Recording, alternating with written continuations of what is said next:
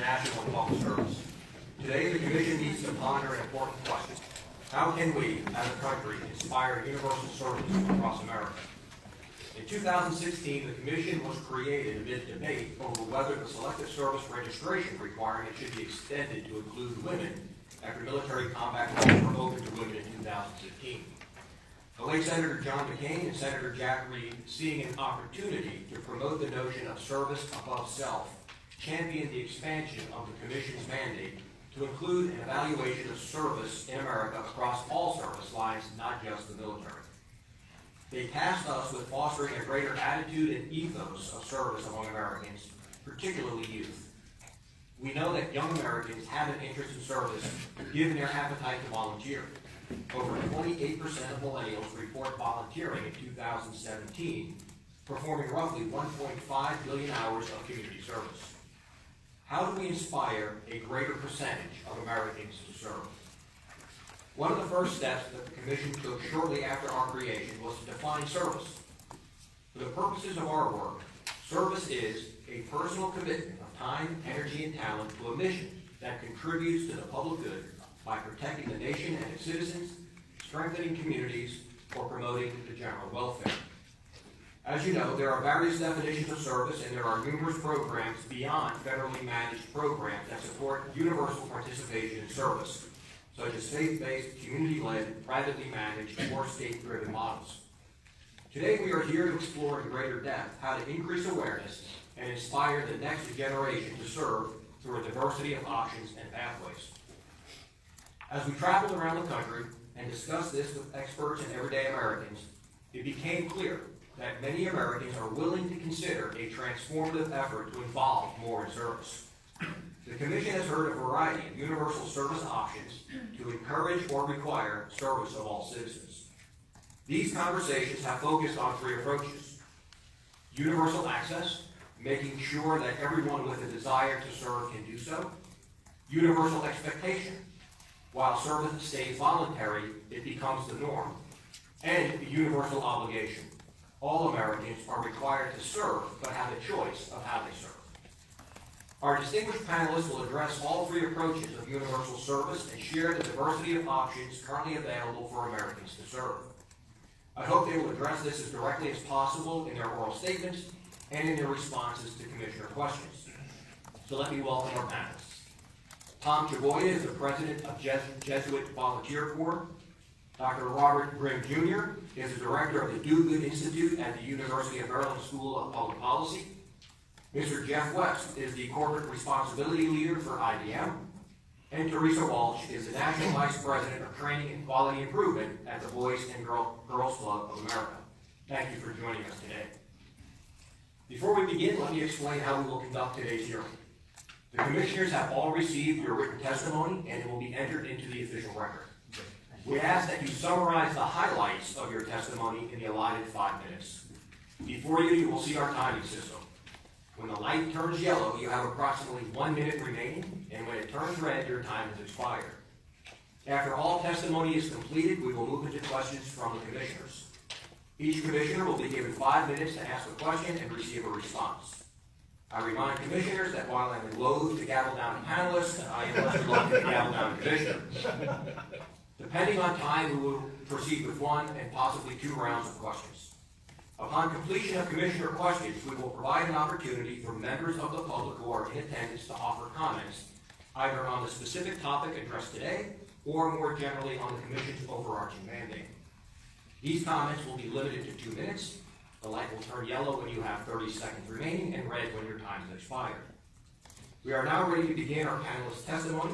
I'd like to begin with Tom Chaboya, president of the Jesuit Volunteer Corps. Mr. Chaboya, you are recognized for 5 minutes. Thank you very much, and thank you to Chairman Heck and Vice Chairperson Wada for the invitation to be here today, and to all the other commissioners for this opportunity. The Jesuit Volunteer Corps was founded on the belief that cultivating a culture of service among young people is a valuable contribution to the common good. In addition, it provides a unique opportunity to broaden their understanding of the challenges that many face in our society. We do this by engaging young adults in service to others, living with, learning from, serving our neighbors in need. For over 40 years, JVC has been a pioneer in the service landscape, providing opportunities for youth to contribute to the betterment of society.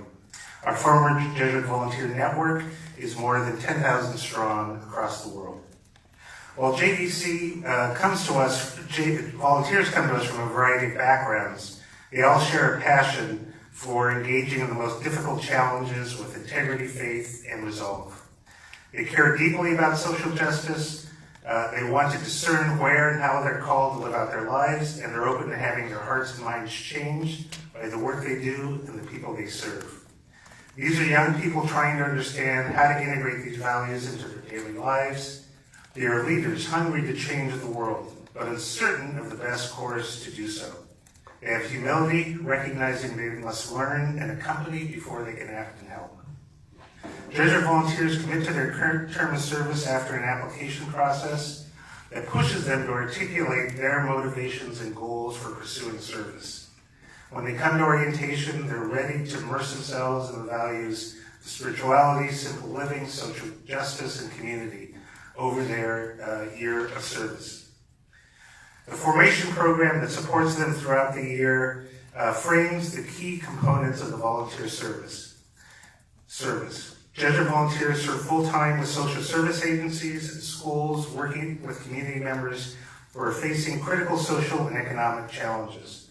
Our volunteers add capacity to nonprofits by serving in direct service roles as case managers, advocates, and teachers. They do community outreach and tend to the physical and emotional needs of the people they serve. Through their service, they learn firsthand about the social and structural obstacles that impede the well-being of individuals and families. Their service provides insights into the ways that they can work to alleviate poverty and gain a deeper understanding of its root causes. Living in community with other volunteers is a source of support through a challenging year, provides ongoing community and opportunity to reflect on their experience with others, and builds a foundation for lifelong friendships who share their commitment and values. Every day, our partner nonprofits are on the front lines addressing the social and economic issues in the community they serve, and having access to full-time volunteers who provide a continuum of services adds capacity and capability to their missions. All our volunteers in the placements are required to do at least 70% of their work in direct service, so working directly with individuals to provide access to critical services and support. JVC's role is to challenge young people at a time in their lives when they are making important choices about their future, pursuing an advanced degree, choosing a career, starting a family, and to provide what former volunteers consistently refer to as a life-changing experience. In this way, service to others becomes a way of life, regardless of whether they choose to remain in the nonprofit world or pursue other vocations in the public or private sector. Former volunteers are in every sector of society. They serve the public interest as members of Congress, they found and lead organizations at the forefront of social change, and they hold senior positions in the financial sector. Let me just address real briefly the question of how federal government support could help make volunteer service more viable. Like many nonprofits, JVC relies on a combination of earned and contributed revenues to sustain its mission. And our partners pay modest fees to help cover the direct costs. But as all of you know, the challenges that young people face in making the decision coming out of college is challenging when they're often loaded with student loan debt, pressures from their families to move into full-time jobs, and other pressures. We are looking for opportunities to incentivize this by not only providing scholarships for particularly lower income volunteers to help them use to pay down their student loan debt. We are beginning dialogues with AmeriCorps to look at other ways in which we can take advantage of the benefits of AmeriCorps to help the volunteers see a path going forward. And we continue to work with our former volunteers to identify mentoring and other resources that they can do to help provide entry-level positions to Jesuit volunteers coming out of their years of service. Thank you very much. Great. Thank you, Mr. Boyd. Dr. Grimm, you're recognized for 5 minutes. Chairman Heck, and distinguished members of the National Commission, I'm thankful to speak to you today as our country faces an urgent need to turn around historic declines in service. I appreciate the invitation to share the University of Maryland's Do Good Campus model, which is countering negative national trends by equipping a new generation of young people to transform our world. In the years since 9/11, American volunteering has steadily declined to an all-time low. Dr. Nathan Dietz and I were surprised to find that 31 states have experienced a significant decline in volunteering, and not one state has experienced an increase in volunteering. College and high school volunteering is lower and stagnant today. Fortunately, there is good news about the road ahead. There is a 51-year high in entering college students' belief that it is important or essential to help others in difficulty. There is an all-time high in college students' desire to become community leaders. The desire to serve is there, even if the action is not. Our Do Good Campus model is translating youth's historically high interest in service into impact and reversing the troubling trends detailed in my testimony. The idea of our Do Good Institute gained considerable momentum when we worked with a group of early students who noticed piles of good food being thrown away every night at dining halls. After winning our first Do Good Challenge, we worked closely with those students, which developed into an award-winning nonprofit called the Food Recovery Network, which today has chapters on 230 college campuses, and its volunteers have recovered millions of pounds of food. Their impact is notable, but not unique.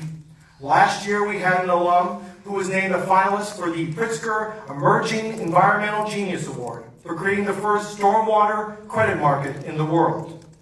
The Do Good Campus's key strategies could be adapted and replicated at other universities and high schools. In particular, deploying high-quality, hands-on learning that taps students' passions and empowers them to make an impact today.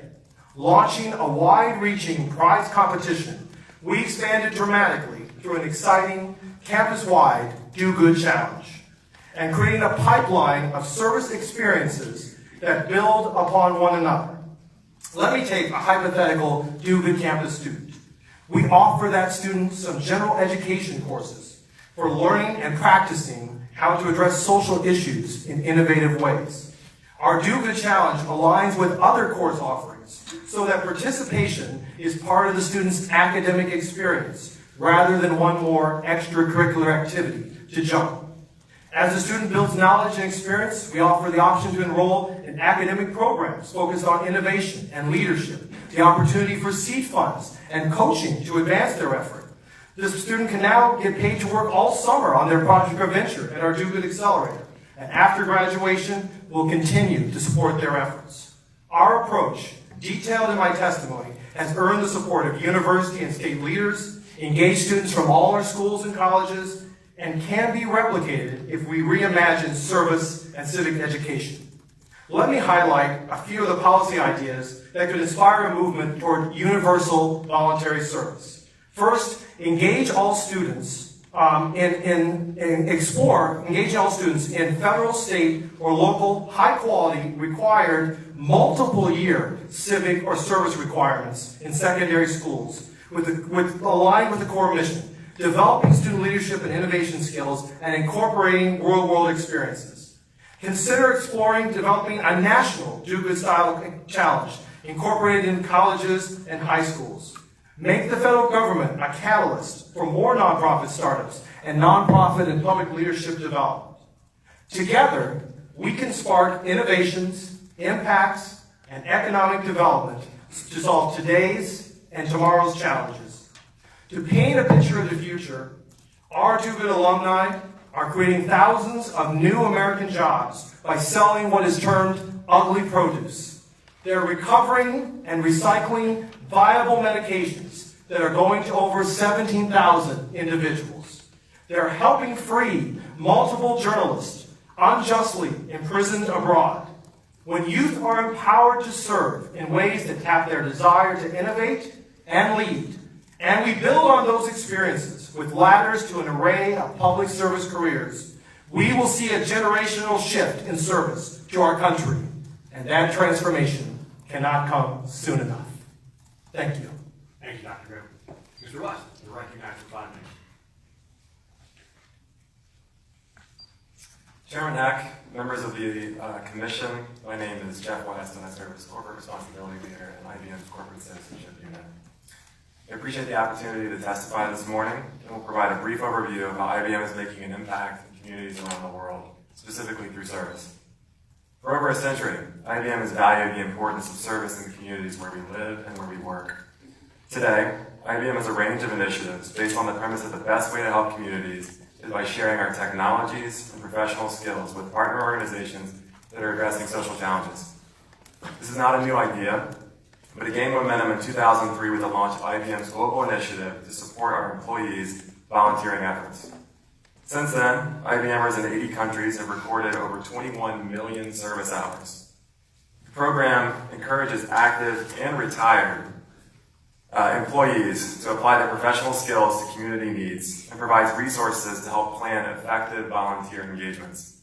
In 2008, we built on that success by launching Corporate Service Corps, an initiative inspired by the Peace Corps. Corporate Service Corps sends teams of IBM's leading experts to work with governmental and social organizations, healthcare providers, and other civic leaders to help address high-priority issues in education, health, economic development, and community resiliency. Corporate Service Corps is our nation's largest program of its kind, and it's deployed over 4,000 IBMers to 44 countries, completing over 1,400 projects. Our approach is consistent. IBMers apply the same skills and technologies used with commercial clients to support social organizations. We've continued to span this model through other initiatives. IBM Health Corps is similar to Corporate Service Corps, but aligned with our healthcare industry expertise, and work to improve cancer care using cognitive technologies.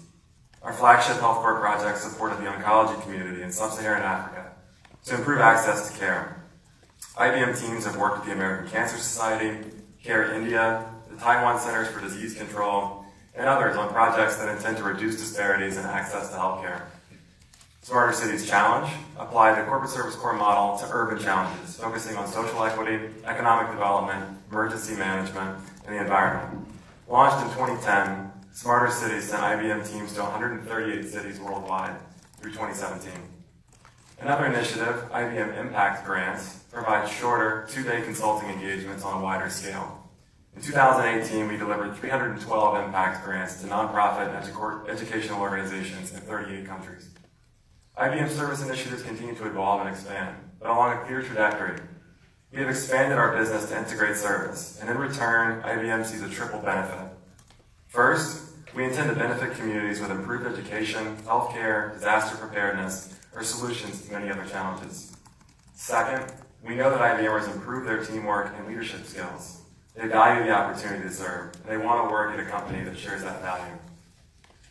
Third, our company benefits from more skilled, engaged, motivated employees who are better prepared to lead a global organization. Sending IBMers on international service assignments offers a chance to lead multicultural teams, understanding emerging markets, and addressing pressing problems on a global scale. Third, that third benefit is critical because it means our service model is sustainable. These programs are not just charitable expenses, but investments in our people and, by extension, in our business. I'd like to conclude with a few words about partnerships, because the corporate service model wouldn't work without partners, nor could it be valuable or effective. With each engagement, IBM partners with social and educational organizations. They do the work of education or healthcare or any other social service, and our role is to help them be more effective. Through partners, we can have a much wider impact than we ever could on our own. We've also partnered with other companies on joint service engagements, and to share our expertise to help them start their own programs. IBM has a long history of partnering with the U.S. government agencies as well. I mentioned earlier that the Corporate Service Corps is inspired by the Peace Corps, but it's moved beyond inspiration. In 2016, IBM launched a global public-private partnership with the Peace Corps to collaborate on projects around the world. And since then, we've worked together with demonstrated results in Ghana, Peru, Mexico, and the Philippines. We've also partnered with the U.S. Agency for International Development on a 2-year initiative to create a center of excellence for international corporate volunteerism. Through this partnership, IBM sent 94 IBMers to work on USAID projects and contributed nearly $4 million of in-kind services. In closing, my message today is that the model of service is working for IBM. It's valued by our employees, and it's having a positive impact in the communities throughout our country and around the world. We remain committed to it, and will continue to seek partnerships in corporate, governmental, and nonprofit sectors as we continue IBM's long, proud history of corporate citizenship. Thanks. Thank you, Mr. Weston. Ms. Walton, you're recognized for 5 minutes. Chairman Heck and distinguished members of the Commission, thank you for the opportunity to testify before you today on leadership and service. I'm Teresa Walsh. I serve as the National Vice President of Boys and Girls Clubs of America. Boys and Girls Clubs of America is a network of 4,300 club sites that serve 4.3 million young people annually in 50 states, in large cities, small towns, public housing, military installations, and native lands. More than 58,000 professional staff members operate local clubs supported by 349,000 board members and volunteers. Boys and Girls Club of America had its beginnings actually in 1860 with 3 women in Hartford, Connecticut. Believing that boys who roam the streets should have a positive alternative, they organized the first club. A cause was born due to a commitment of service in a community. Clubs are based building-centered and led by professional staff. They offer youth development programs determined by necessities and available resources in local communities. They meet the interests of young people 6 to 18 years old. We focus on 3 priority areas: academic success, healthy lifestyles, and character and leadership. In a Harris survey of our alumni, 54% of alumni will tell you that the club literally saved their life. Boys and Girls Club of America research shows that young people who attend a club regularly tend to do better than their peers nationally. For instance, 68% of 12th graders volunteer at least once per month. This is compared to 39% of 12th graders nationally who do so. Youth who are involved with service are more likely as adults to have a strong work ethic, to volunteer and to vote. Engagement in service also fosters the development of greater respect for others and understanding of citizenships that carry over into adulthood. Acts of service help youth develop compassion as they learn the value in giving and the importance of kindness. Our 2017 National Outcome Report tells us that 84% of our club members believe that they can make a difference in their communities. 92% of them say they want to help someone in need. Studies also show that youth involved in civic engagement programs attend school more frequently and are more likely to graduate than their peers who don't participate. We have 4 programs that focus on service and leadership: Youth of the Year, Keystone, Torch Club, and Million Members, Million Hours. In these programs, 356 service hours were provided by teens and tweens in this country last year. If you calculate that up, that's an impact of over $3.5 million in our country by teens and youth. Boys and Girls Club rely on community volunteers to provide an array of additional opportunities. In 2017, 349,000 volunteers provided mentoring and skill-based opportunities for young people. You can imagine without those, they might not have had the opportunity to participate. Boys and Girls Clubs have a long history of partnering with the federal government to help improve the lives of youth. Without these partnerships, which we leverage with additional support from the private sector, we know clubs could not reach as many young people as we do today.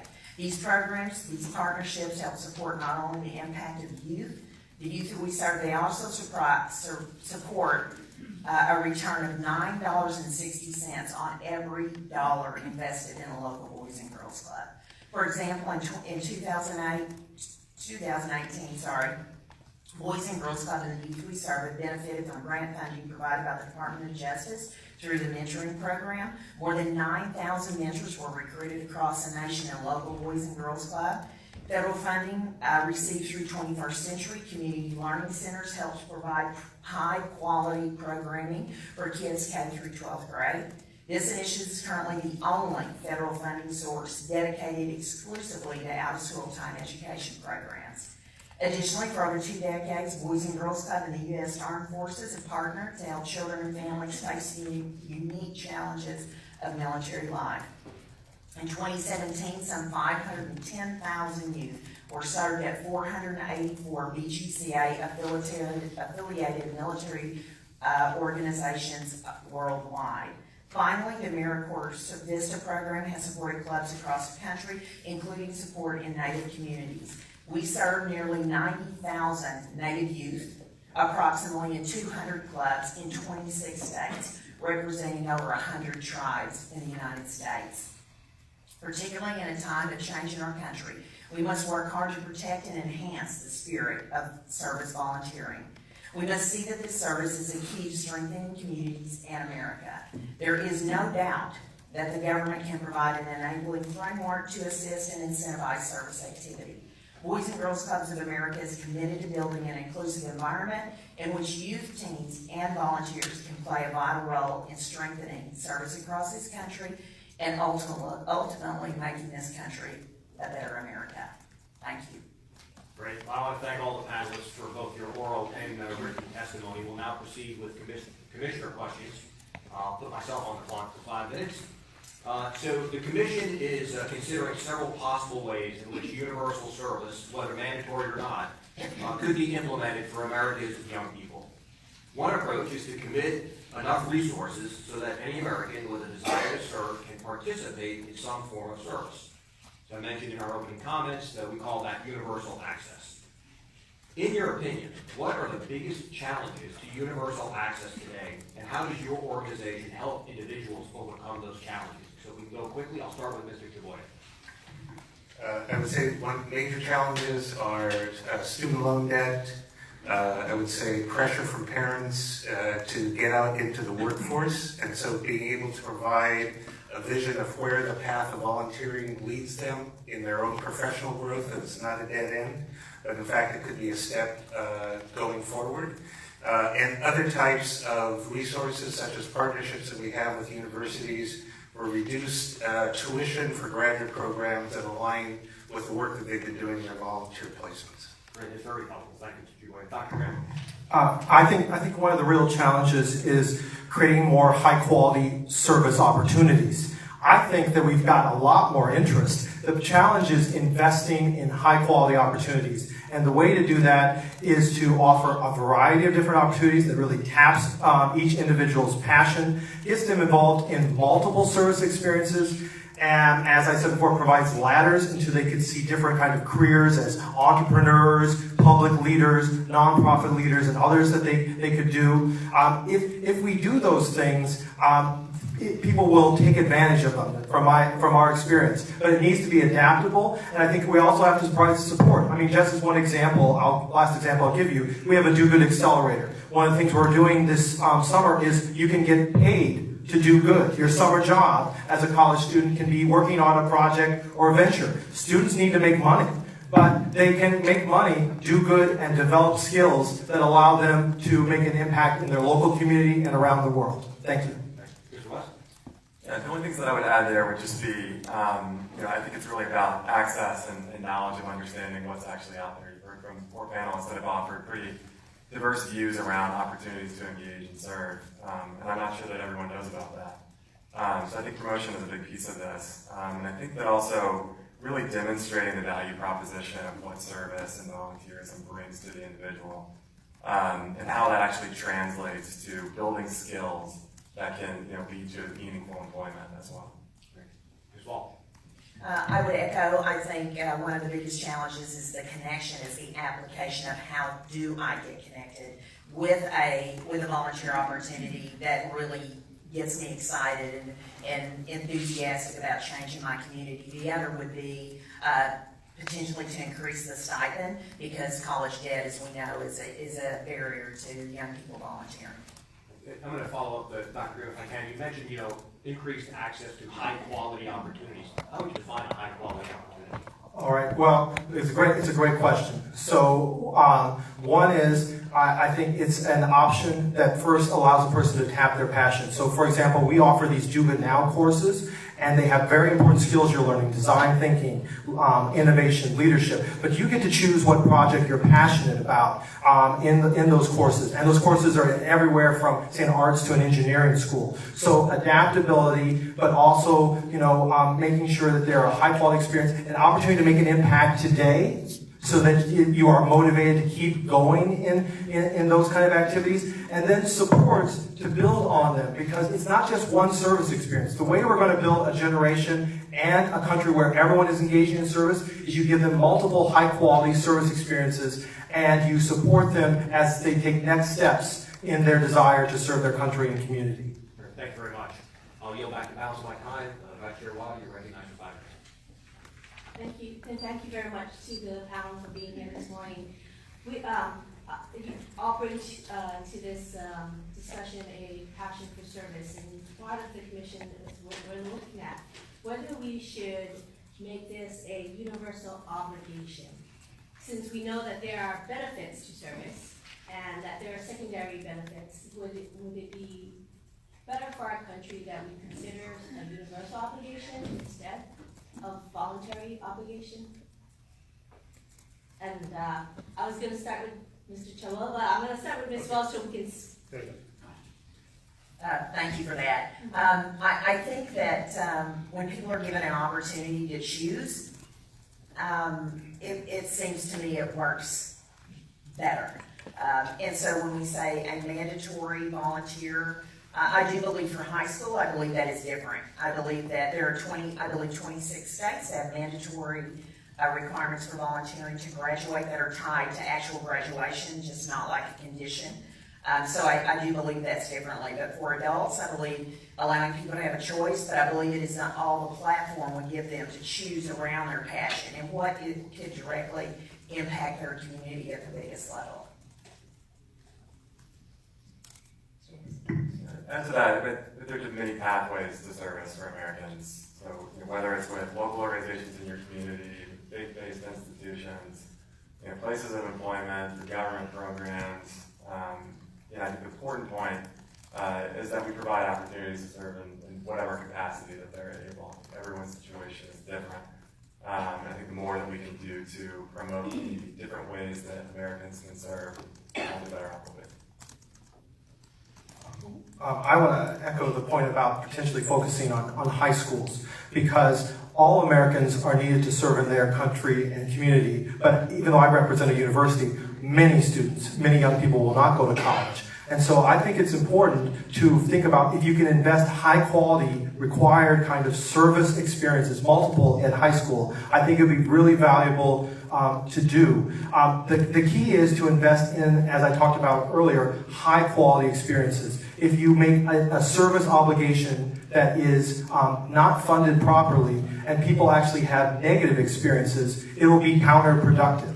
And so, we require young people to do well at math. There's so many reasons why requiring people to have a high quality service experience will also help them be successful in their careers and their community. And so requirement's not the problem, it's the quality of the experience that's the challenge. I'm in favor of mandatory service within the school settings. Outside of that, I think it's about understanding what are the key incentives and obstacles that either prevent or draw people into service, and being able to focus on those so that we not only have middle and income volunteers, but we can also reach out to communities that we have not been as successful in getting involved in volunteering. I want to continue this thought process. So if we were to consider, say, a service requirement in high schools, sort of a 13th year, do you think that there is a benefit in terms of a year of service or 6 months, 18 months? Is there a sort of sweet point in which someone actually, the light bulb goes off and the passion of service kicks in, based on your experiences? I would say it's less a matter of time and more about the experience itself.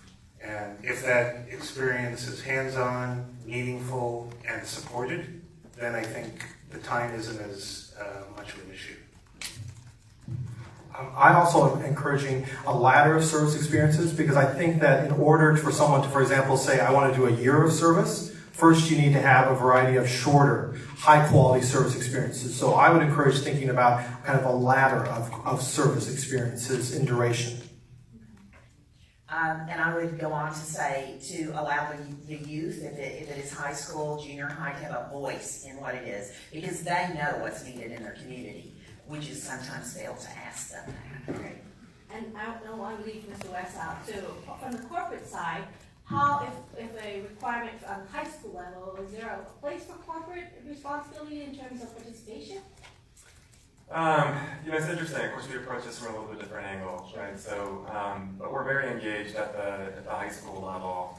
We actually offer opportunities for IBMers to volunteer as mentors to high schoolers, specifically around a program that we call PTAC, which is a 9 through 14 education model that is combining high school and an associate's degree that is producing graduates with ICT skills to really meet the shortage of those kinds of skills in the United States. And it's been a very, very successful program, not just from the results that it's producing, but also from the ways that we can engage IBMers to be directly involved with mentoring these students as they're coming through. So not necessarily through a service perspective, but through a service opportunity for our employees to engage people of that age demographic. Great, thank you. I'll yield, no time. You used up the time that I yielded back. Mr. Barney. Thank you, Mr. Chairman. Thank you to our witnesses, both for your testimony today as well as your commitment to and your leadership in service. I'd like to kind of pick up on where Ms. Wada was having the discussion with you, Mr. West, and that's in the area of corporations and how they view service. I think most people, when they think of corporations, they think of the roles that corporations have in our society, but also the obligation to return value to investors. The idea of service and how corporations can be part of our nation's service culture is something I'd like to explore. Could you please help us understand, what's in it for a corporation to become involved in community service? And are there lessons that can be learned from the experiences of companies like IBM that could relate to and be supportive of others in the private sector, especially as it relates to developing the workforce and keeping and retaining the best people? Sure. I think at IBM we don't really make the distinction between our responsibility to shareholders and sort of making that a separate thing from our service programs or volunteerism programs. They're really one and the same. We've been doing this for a long time, and I think the reason that it's sustainable and the reason that it works is that we are providing impacting communities throughout the world and outcomes, but we're also getting something from that too, and that's okay. Providing these kinds of programs really helps us with recruitment. It helps us with retention. It helps us build leadership skills within our employees. And it also fulfills a responsibility that we have to really engage in the communities where we live and work. I think that the studies will show that especially the millennials who are entering the workforce now will actually take a pay cut to work at a company that aligns with their social values. And we take that seriously, and I think that's been a competitive advantage for us. Thank you, Mr. West. Dr. Grimm, first of all, I congratulate you on your product placement. You've got your good campus drinking water in front of you. But I was very interested in your testimony as you described kind of this process that exists in this Do Good campus, where you have both collaborative effort as well as competitive types of programs that seem to spark innovation. And as we think about the need to look at more universal service in our country, and where would people serve, it seems that innovation and the ability to have innovative type programs could be a big part of that. Can you tell us a little bit about what you've learned? Yes, I think that the way to really spark universal service is to focus on the two twin areas of innovation, but also collaboration. Innovation is a team sport. And to do that, you've got to have a team of people who have a variety of different talents. And that's what we teach at the University of Maryland. But we also make it fun and competitive. I'd encourage all of you, if you have the time, to come to our Do Good Challenge. It's something we've been doing for 8 years. The next one's actually on April 25th. I can mention that. And it's a cross between Shark Tank and American Idol. And the way to think about it is students can compete and win prizes for doing a cause that, for existing cause, fundraising cause, advocacy cause, or they can create their own nonprofit or company. And the result of that is we've produced outcomes that have made state leaders invest in our effort, as well as private donors invest in our effort. I mean, just to give you one example, we had a recent Do Good Challenge winner who looked at the fact that there are numerous prescription drugs that get thrown away every year, even though they're still viable. They worked with a partnership with the FDA to get those retested and recovered, and they're distributing them to thousands of low-income individuals in South America. You know, it's those kind of innovations, as well as innovations that, as we saw in Do Good, create jobs, as well as solve major problems, that I think can make a bigger tent of people to support service. Thank you, Mr. Chairman. I yield back. Thank you. Mr. Lord. Thank you, Mr. Chairman. And, I appreciate very much that your panelists being here. I know that it's a major investment of your time, but it also demonstrates the enthusiasm and desire and you know what will make it happen. I'm going to address my question as wants, if I may. As a previous board member of a boy and girls club, I was unaware, frankly, that 3 wise women put this program together, and thank God for them, because it's an outstanding program. I'm showing a little bias here. Thank you. I also know that the Boys and Girls Club do everything they can in terms of their programming to help young people become caring and very passionate people about their communities. And they also do that to acquire skills that enable them to participate effectively in the democratic process. How do Boys and Girls Clubs provide access to service opportunities for your youth? Well, first, thank you for service on the board. It is amazing how many people you come across daily that are either alumni or in service, so thank you for that. Each local Boys and Girls Club or affiliate are their own 501c. They have their own board. So for Boys and Girls Clubs of America, we're sort of that connecting agent, if you will. So we have, you know, of course, online through different staff across the country, there are opportunities for people to ask, how do I get engaged? That's why I say connectivity, because people say, I want to help, I just don't know how. So actually, there's a portal where anybody can go on, put a zip code in, it takes them actually to their local Boys and Girls Club in their community with all the contacts there. And from there, most clubs have a volunteer coordinator, someone who coordinates the volunteer efforts that are occurring. And so that's a way that the adults can volunteer in the clubs. And then, of course, the youth who volunteer, we are big on youth voices, you can imagine, so they select how they'll volunteer. And just to kind of piggyback on some of the things around the corporations, if you don't mind, is that many corporations today are looking at how do they take service and their skill sets into the private sector and into the Boys and Girls Club to create opportunities for employment based on volunteer experiences. And we're very, very thankful for companies like IBM who do that. Excellent, thank you. What are some of the best practices you've discovered the Boys and Girls programming used to instill the values of service in young people? Early, really early. I don't know if anybody on the panel is a member of a Boys and Girls Club. My guess is yes, because 19 out of every 19 people you meet, one will be. So at Boys and Girls Clubs at 6 years old, everybody has a role. You do something to be able to help. So we actually have service embedded throughout all our curriculum and throughout every day in a Boys and Girls Club. And as they become older, they do service projects in the community with an adult, of course. And as they get older, the programs I mentioned before, programs are sort of a laddered approach where they start from, like 10 years old, where they're actually picking what they're going to do in their community and making a difference. And some of our teenagers, of course, do international projects. And that goes back to what some of the other panel members have mentioned around passion.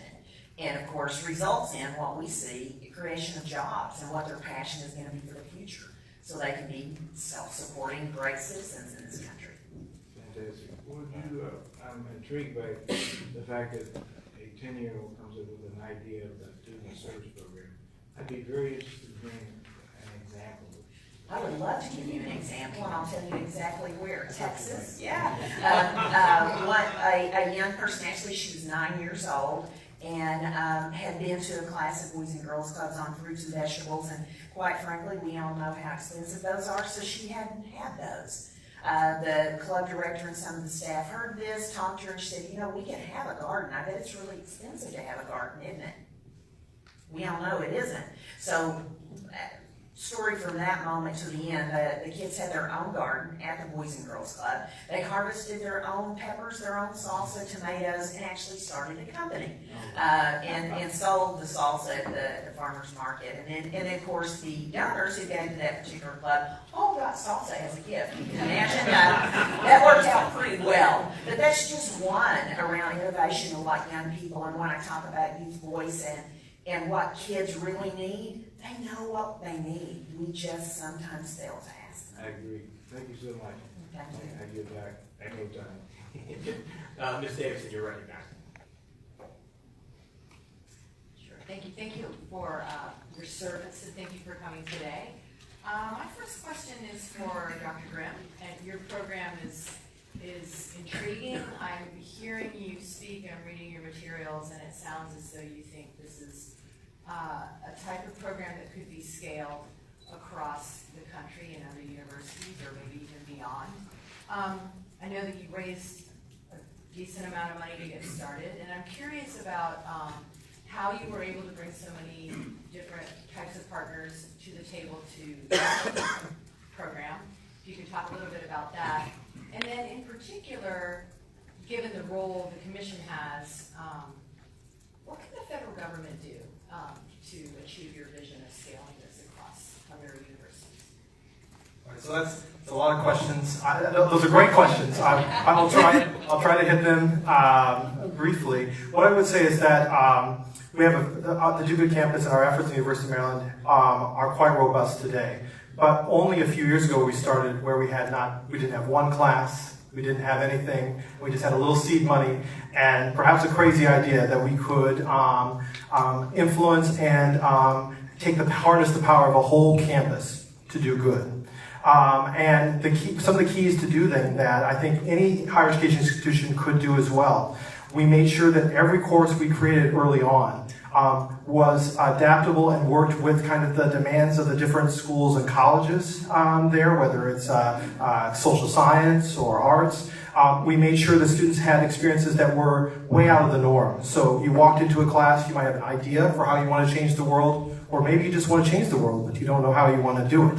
And in the class, you would actually develop your idea and pilot it, execute it, and your final exam would be pitching what you've achieved so far, and you could win additional small amounts of money and coaching to further advance it. That's a very different kind of educational experience than many students experience. But it started building a lot of momentum. And then when we launched the Do Good Challenge, when we went out, we had, actually, I'll let you know, we had Kevin Bacon, not a Maryland alum, who was willing to do the first Do Good Challenge with us. He did a video, challenged Maryland students to make the biggest impact they could. We didn't know what kind of response we were going to get. 100 different teams competed the first year. And now thousands of students are competing every year in this Do Good Challenge. That's something that any kind of campus could do. And it's exciting because you're actually paying for success, because the prizes go to the most compelling groups, and then you can help support them even more. And you're inspiring others. And so some exciting classes, a challenge, you can build a lot of momentum. And talk about some of the results I'm doing. I think the federal government could do a couple of things. One is really invest in models that engage service across the whole high school or whole college campus and harness the whole power of the campus. Don't let service be just one nice thing that's happening maybe in one part of a high school or a university. And two, I'd encourage the commission to explore national prize competitions for innovations, exciting challenges, or even something like a national Do Good Challenge. I mean, one of the genius things I think of it, and I didn't come up with the name Do Good Challenge, one of our students did, is that everyone can see themselves as doing good. and everyone could see themselves competing, being excited, and whether you're going to be a citizen and engage in service for a lifetime, whether you're going to be an innovator or entrepreneur, or you're going to be a public leader or a nonprofit leader, you all could see yourself in the Do Good model. And thank you. I yield my time back. I yield my time. Ms. James? Thank you, Mr. Chairman, and thank you to our panel for sharing your time with us this morning and your expertise. I'd like to start with Mr. Chaboya. I'd like to understand if there are specific challenges with faith-based organizations. So, for example, are there particular challenges attracting and working with individuals that are aligned to other faiths, to a particular faith-based organization? Yeah, so Gender Volunteer Corps recruits mainly on Catholic college campuses, although we do have volunteers that come from secular institutions or other institutions that have different faith tradition roots. The commitment that we ask from any volunteer who comes into the program is the willingness to struggle with the issues, to reflect on those issues, and to try to understand what this is saying about where this experience is calling them in their future careers. So while the framework in which this is done is often within a faith-based context, we try to adapt it in such a way that it's friendly, usable, and just understandable to those who don't necessarily aren't embedded in their faith tradition themselves. It's really about discerning, reflecting, and understanding their experience. So if I could just follow up, from your experience, are relationships with individual houses of worship or individual faiths, are they necessary? Does it enhance the experience for the individual who aligns with a faith-based organization? Now, I would say the main the way that it impacts the individual in the program is really where they are serving and the collective experience of the volunteers who are living together. They're all in different placements, they're all doing different types of work. And so it really is those organizations that they're working with that draw the volunteers in, expand their vision, and bring them to different types of work than they may otherwise have been exposed to. Thank you. Dr. Grimm, could you talk a little bit about how you and your institute attract students, University of Maryland students who are not associated with your institute, who may be pursuing other majors, for example, your journalism majors, your engineering majors?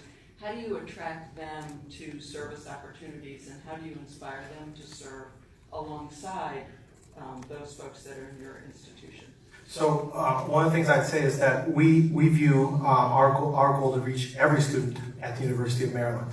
And one of the ways to do that is we actually are working to incorporate Do Good curriculum in general education courses so that students of any kind of major could have experiences around innovation, understanding social issues, and how they could make an impact. The other thing is we work with every school and college and different faculty members to adapt our curriculum so that it could be available for different majors. You mentioned journalism students. So, for example, a few years ago, we had a Do Good Challenge winner that was from a group of students who were taking a class with Professor Dana Priest, who's a two-time Pulitzer Prize-winning journalist and a member of our Do Good Council.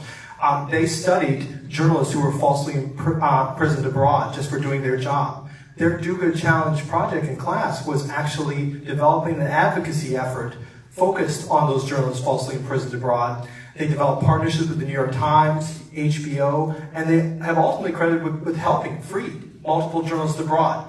The key is, again, we worked with within the confines of the academic curriculum of the journalism school to support a project like that. So the key is to grow it across every kind of discipline, is to be willing to figure out what are your core principles, and then what things are adaptable to make it any major, any student of any interest to be involved in doing good.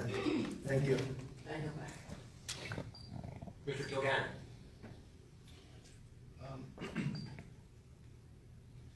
Thank you, Mr. Chairman. Thank you all for being here. I wanted to address my first question to Dr. Grimm and Mr. Cibola. You mentioned about having service in high school, and I think you both spoke favorably to having that be a mandatory or required activity. Who would set that requirement? Would that be the federal government, the states, localities? I mean, I would think that each institution, understanding that there is a service requirement within sort of a broad framework, would then set sort of how they manage that within their own setting, given the student body that they have, given the community that they're in, given the relationships that they have, that if they're provided a broad framework, then the institution could figure out what makes most sense given their own setting. But the requirement itself would be set by the state? I'm not sure about that. I wouldn't know. I don't have an opinion on that at this moment. I would encourage the commission to explore the potential of all three of those options. It could be a local requirement, it could be a state requirement. Perhaps there is a way to imagine even some kind of federal requirement.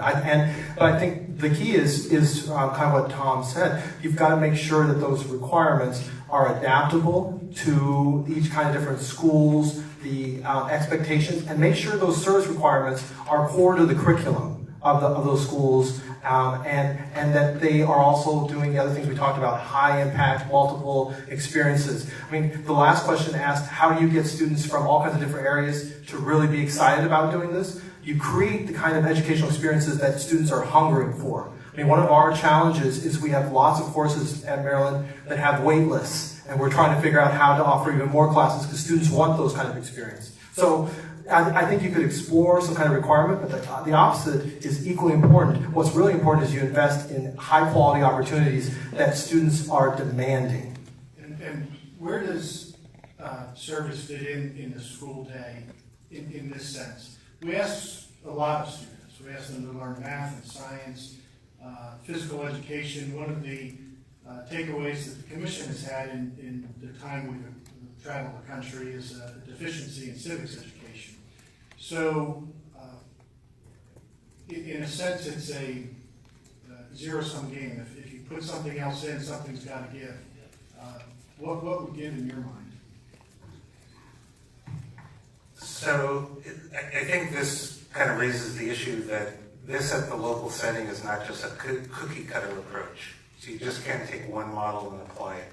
If it's done well to really answer your question, I think it really needs to be integrated into the curriculum in such a way that it does advance, certain objectives at the school, whether it's around history, whether it's around science, whether it's around whatever the discipline may be, that they're able to take that experience and bring it back to the classroom and apply it given what they're learning in their daily class lives.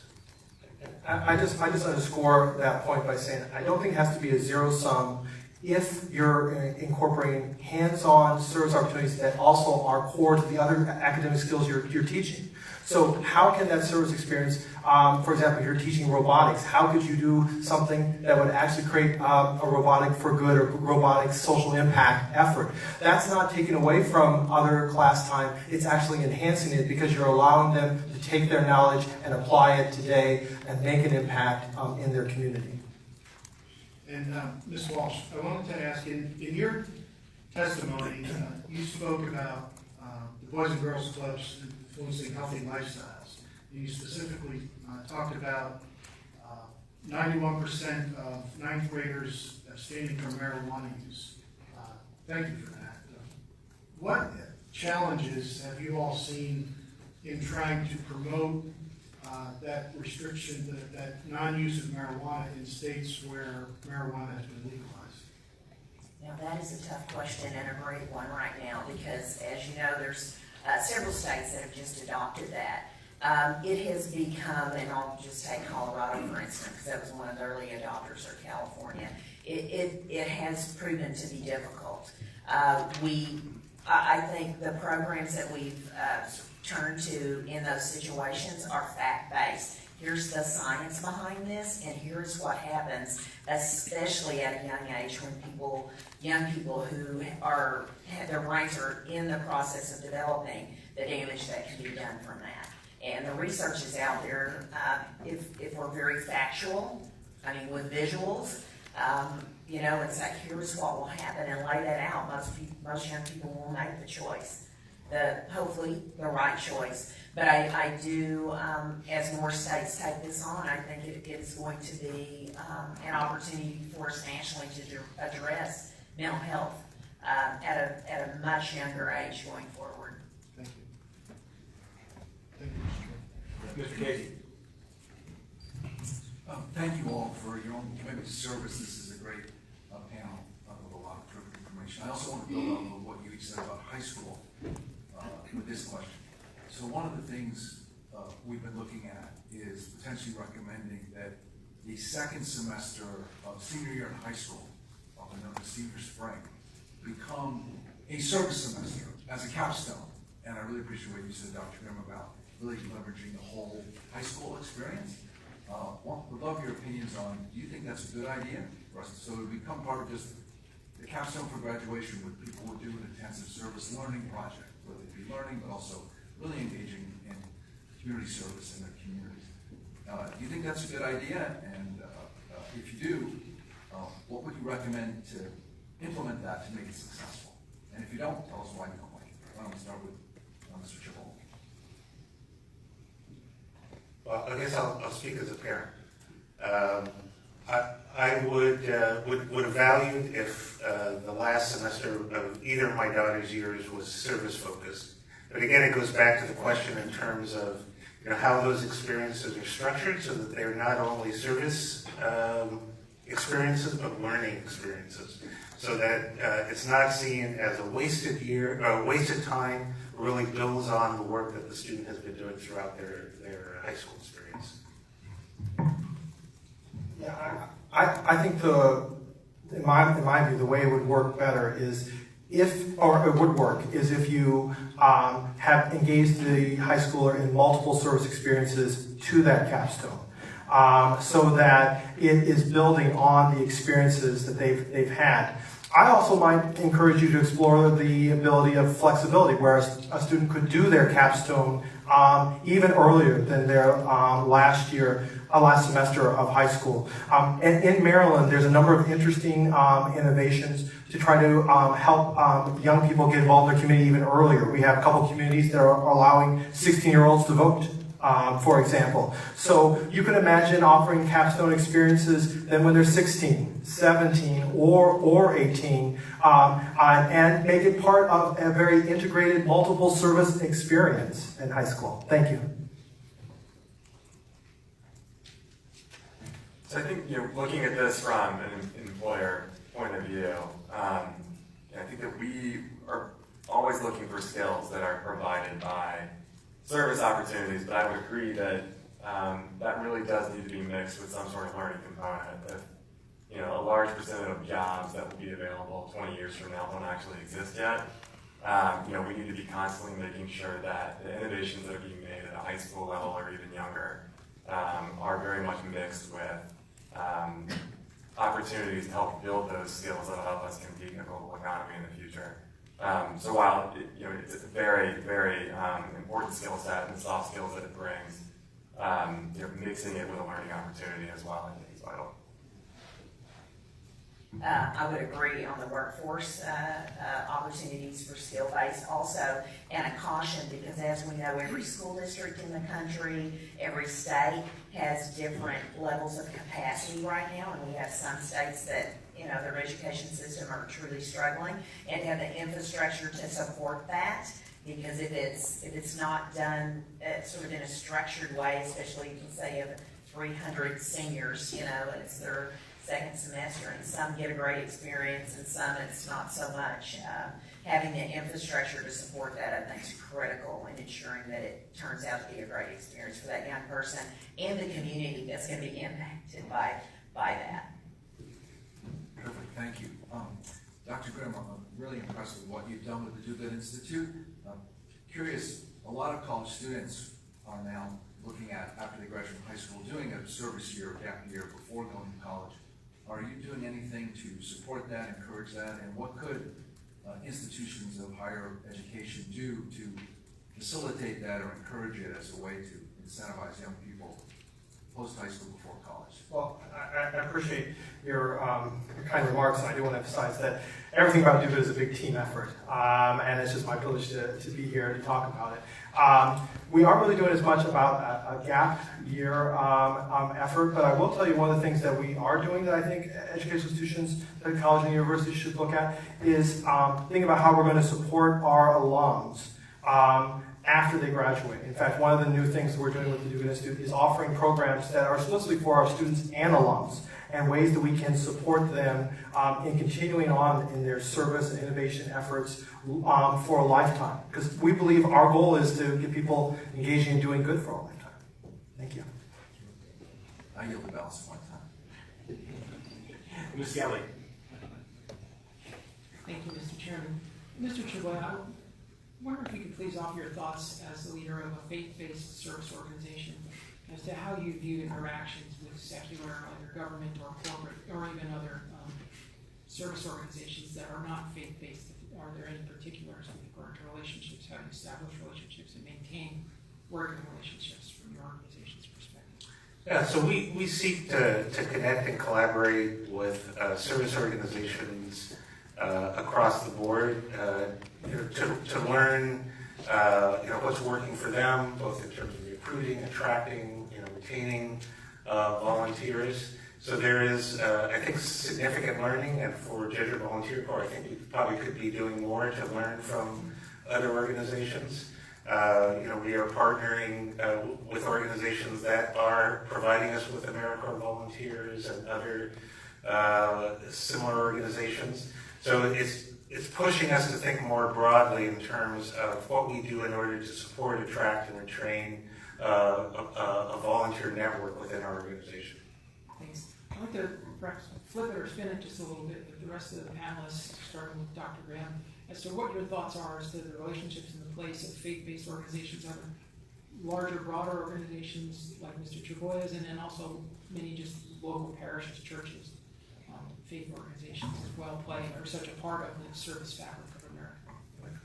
I'll just say very briefly that I think religious organizations are one of the real building blocks of community and service. More people today volunteer, give through religious organizations than through any other kind of organization. And so I think it's very important as you think about how to grow service broadly, that religious organizations have to be a very important collaborator and partner.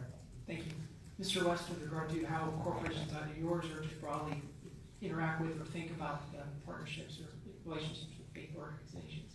Sure. So we really want to meet IBMers where they are, and so if that's an opportunity to volunteer and engage with a faith-based organization that they are affiliated with or engaged with, that's something that we want to support. I think that sort of the broader conversation about partnerships and really building on Ms. Davidson's question about barriers and opportunities for the federal government to help sort of increase pathways to service. I do think that the federal government can play a really key role in being a convener, and being that convener to help scale. We've done partnerships with the nonprofit sector, with faith-based, with government, and with other for-profits, on and on. But a lot of that are sort of like one-off opportunities, and to the extent that the federal government can provide opportunities that break down barriers to partner with government, and to make it easier to, and I say this having spent 10 years in federal public service as well, specifically in public-private partnerships, and the government can really play a key role in being that convener, especially in the area of public service, but broadly. So just, Thank you. Thanks for the question. Of course, Boys and Girls Club are inclusive environments where, religious beliefs aren't really, we welcome every young person. You might be surprised to learn that Boys and Girls Clubs are in churches all over this country. For, the great reason, they're huge buildings with all the fun stuff that kids like to do already in them, and they aren't being used from 3 to 8 every single day. Our oldest partner actually is the Salvation Army. So we've been affiliated with the Salvation Army for over 50 years. So we have Boys and Girls Clubs across this country in Salvation Army buildings doing Boys and Girls Club programming. So we don't see it as a barrier, and every community is different. We see it as a definite opportunity to provide to partner in a way that helps local communities and kids. Thank you also very much. I yield, Mr. Chairman. All right, we'll proceed with our second round of questions. I'll start off by asking Mr. West.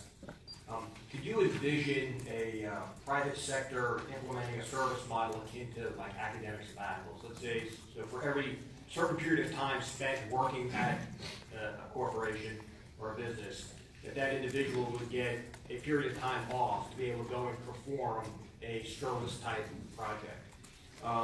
What are the benefits and downsides of such a program, and what would be needed to incentivize a company to sponsor something along those lines? Sure, so I can envision it. We do offer that as a company. As I mentioned in my testimony, we have a program called Corporate Service Corps, which I think is very akin to sabbatical type programs. So you spend 3 months of doing virtual online training with IBMers from all over the world, and then you spend 4 weeks, the bulk of which in emerging market countries, to work on a service project. We do this primarily through implementing NGOs that come and set up programs. They help coordinate on safety and security.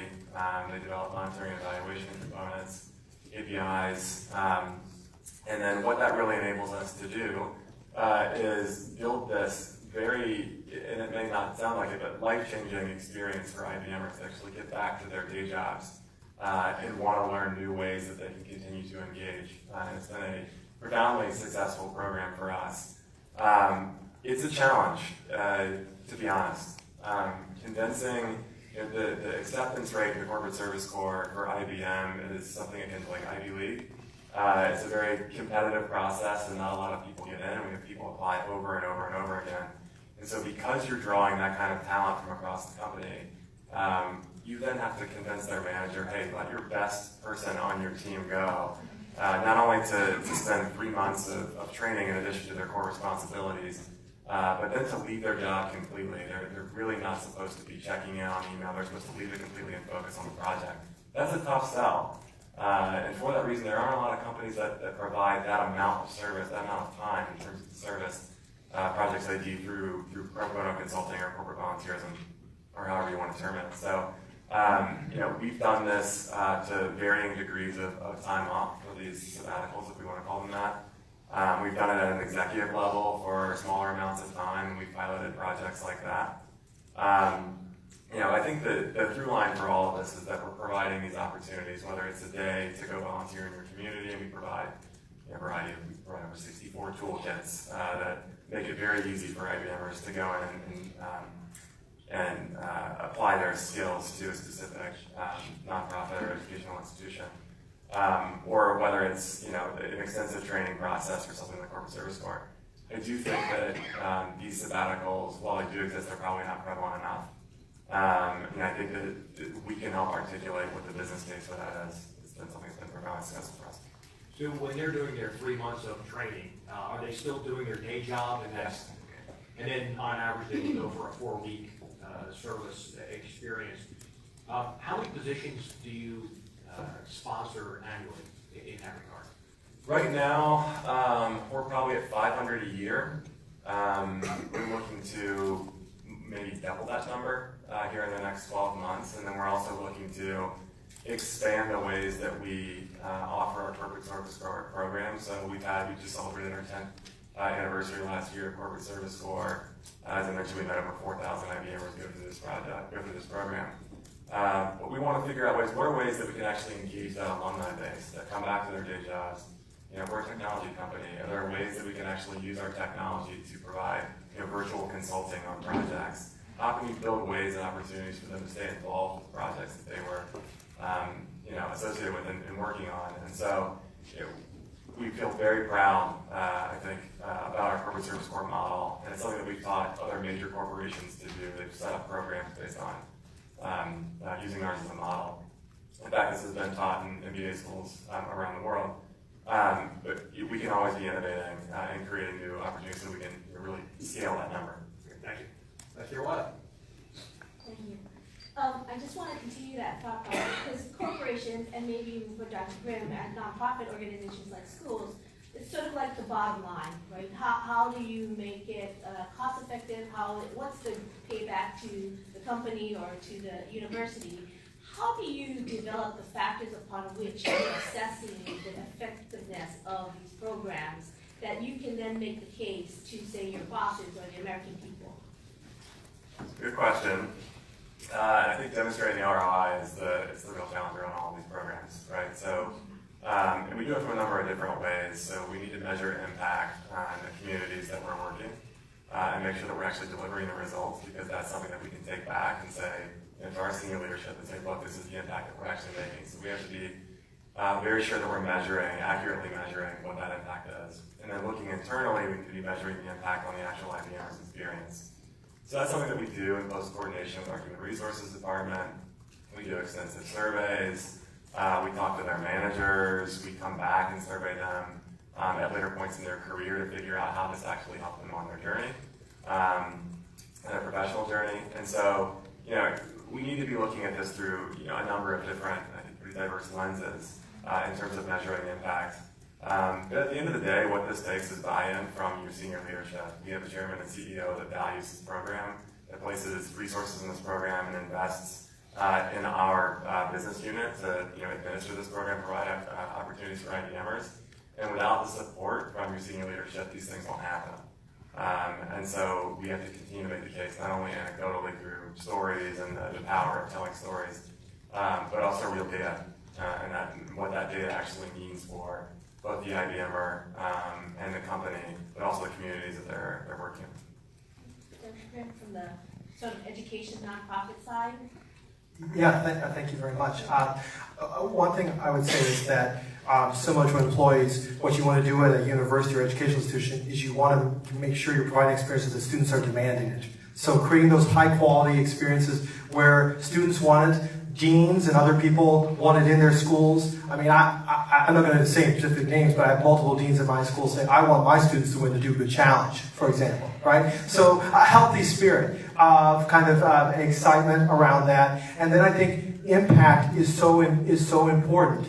Illustrating the kind of impact, and perhaps impact that people often don't think about for service, by focusing on economic development, innovation. So just to give you an example, just last week I was at the opening for one of our alums' 15th market for their company, Imperfect Produce, which sells ugly produce. We actually have 2 companies that have come out of Do Good that are selling ugly produce. They've recovered about 52 million pounds of produce, but they're also hiring lots of thousands of good jobs at the same time. I mean, what kind of government leader doesn't want to support service programs that are making innovation, say, in their state or their country or their city, creating jobs, and also solving some of the biggest challenges we have out there, such as hunger and food waste, as an example. Thank you. For Mr. Chabot and Ms. Walsh, we heard a little earlier about the declining volunteerism in our country. And I'm wondering, from your both organizations, since you depend upon volunteers, one is, are you seeing that in your own organizations? And if so, how are you addressing sort of that decline? And are there ways that we can sort of, I guess, increase volunteerism in our... Yeah, we are seeing a decline in applicants, and one of the things that I think is similar across volunteer organizations is that involvement is sort of countercyclical to the economy. So when the economy is good, there's a lot of jobs. That's where students will go out of college.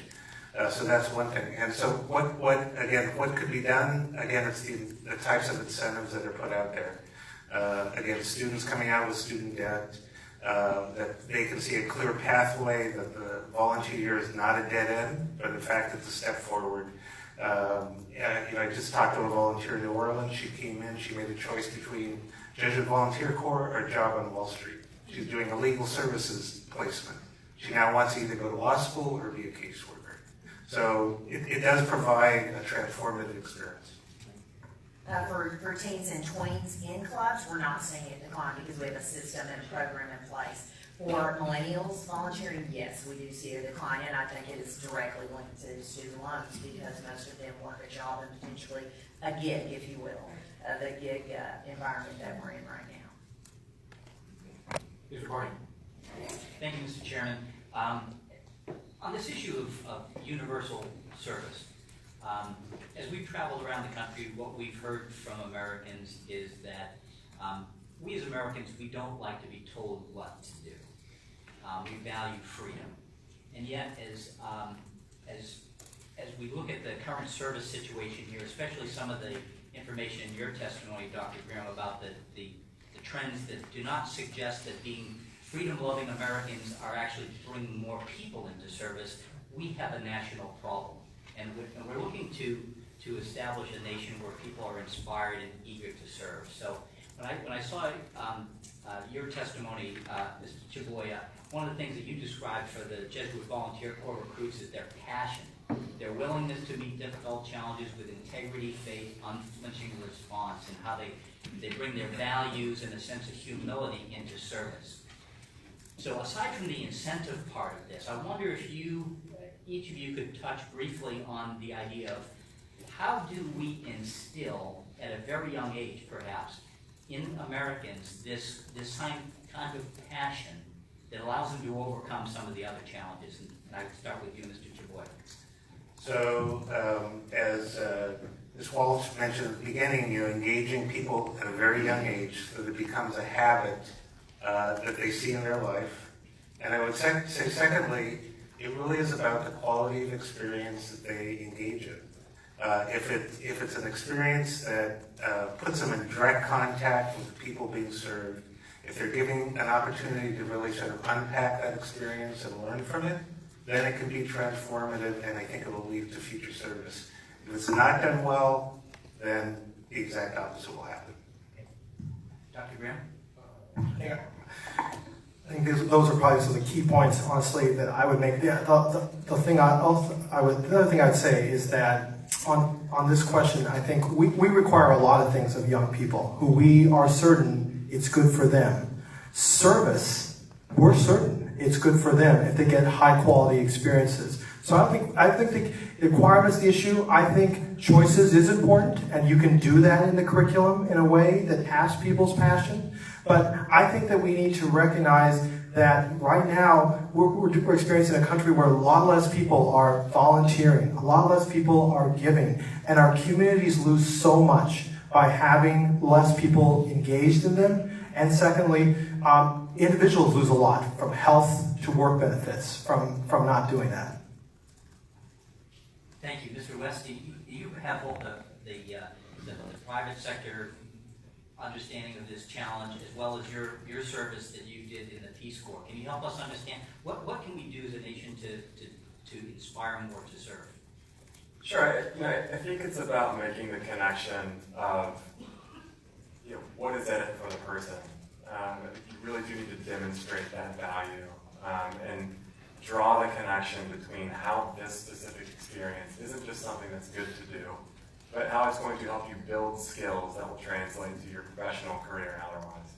I think that sometimes people think that this is a binary choice, that you're putting this on hold to go volunteer. You're putting college on hold. You're putting work on hold to go volunteer. And I think that a better connection could be made about how this, point A gets you to point B. As you mentioned, I joined the Peace Corps straight out of college. I did that because I had experiences volunteering with the Make-A-Wish Foundation in college. It sort of gave me the bug to want to serve. But I did that for selfish reasons too. I wanted to learn a new language. I wanted to build multicultural skills. I wanted to be able to work in a multicultural environment. And I knew that would help me on my path to a career and make me stand out in terms of other applicants that were applying for jobs straight out of college. And I think that's effective. I think that you do need to make that connection and not make this solely just an output of what your duty or your responsibility to society is. I think that it's okay to make that connection of what you get out of it. Mr. Chairman, I know we just have a few seconds left. I wonder if I could allow Ms. Walsh to continue with the, you know, the 150 years of experience of the Boys and Girls Clubs of America. I'm very much interested in your thoughts on this important issue. Yeah, I'm going to flip the script a little bit on what volunteerism is and how, what I have seen, and actually I sit on a committee, a group of people looking at displaced workers as automation increases and things happen in life, to piggyback on what Mr. West said, where an employee is going to be displaced, the company knows about it. It's a platform set up so that volunteers can look at, hey, what are some skills that I may be able to gain if I do this volunteer service? Of course, these are pretty high level, like strategic planning or data analyzations and things like that. And so how do we really show the outcome of being able to gain a new experience while volunteering at a Boys and Girls Club around really high-performing professionals through no fault of their own? They have lost their job.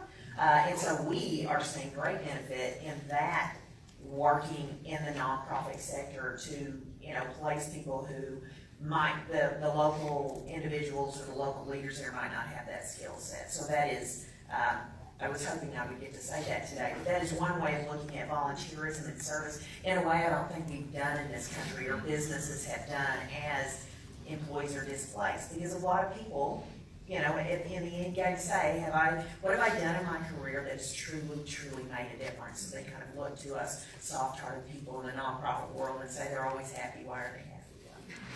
We're happy because we're serving, so there's a connection there. Thank you all. Thank you, Mr. Chair. Sure. Mr. Lord. Yes, thank you, Mr. Chairman.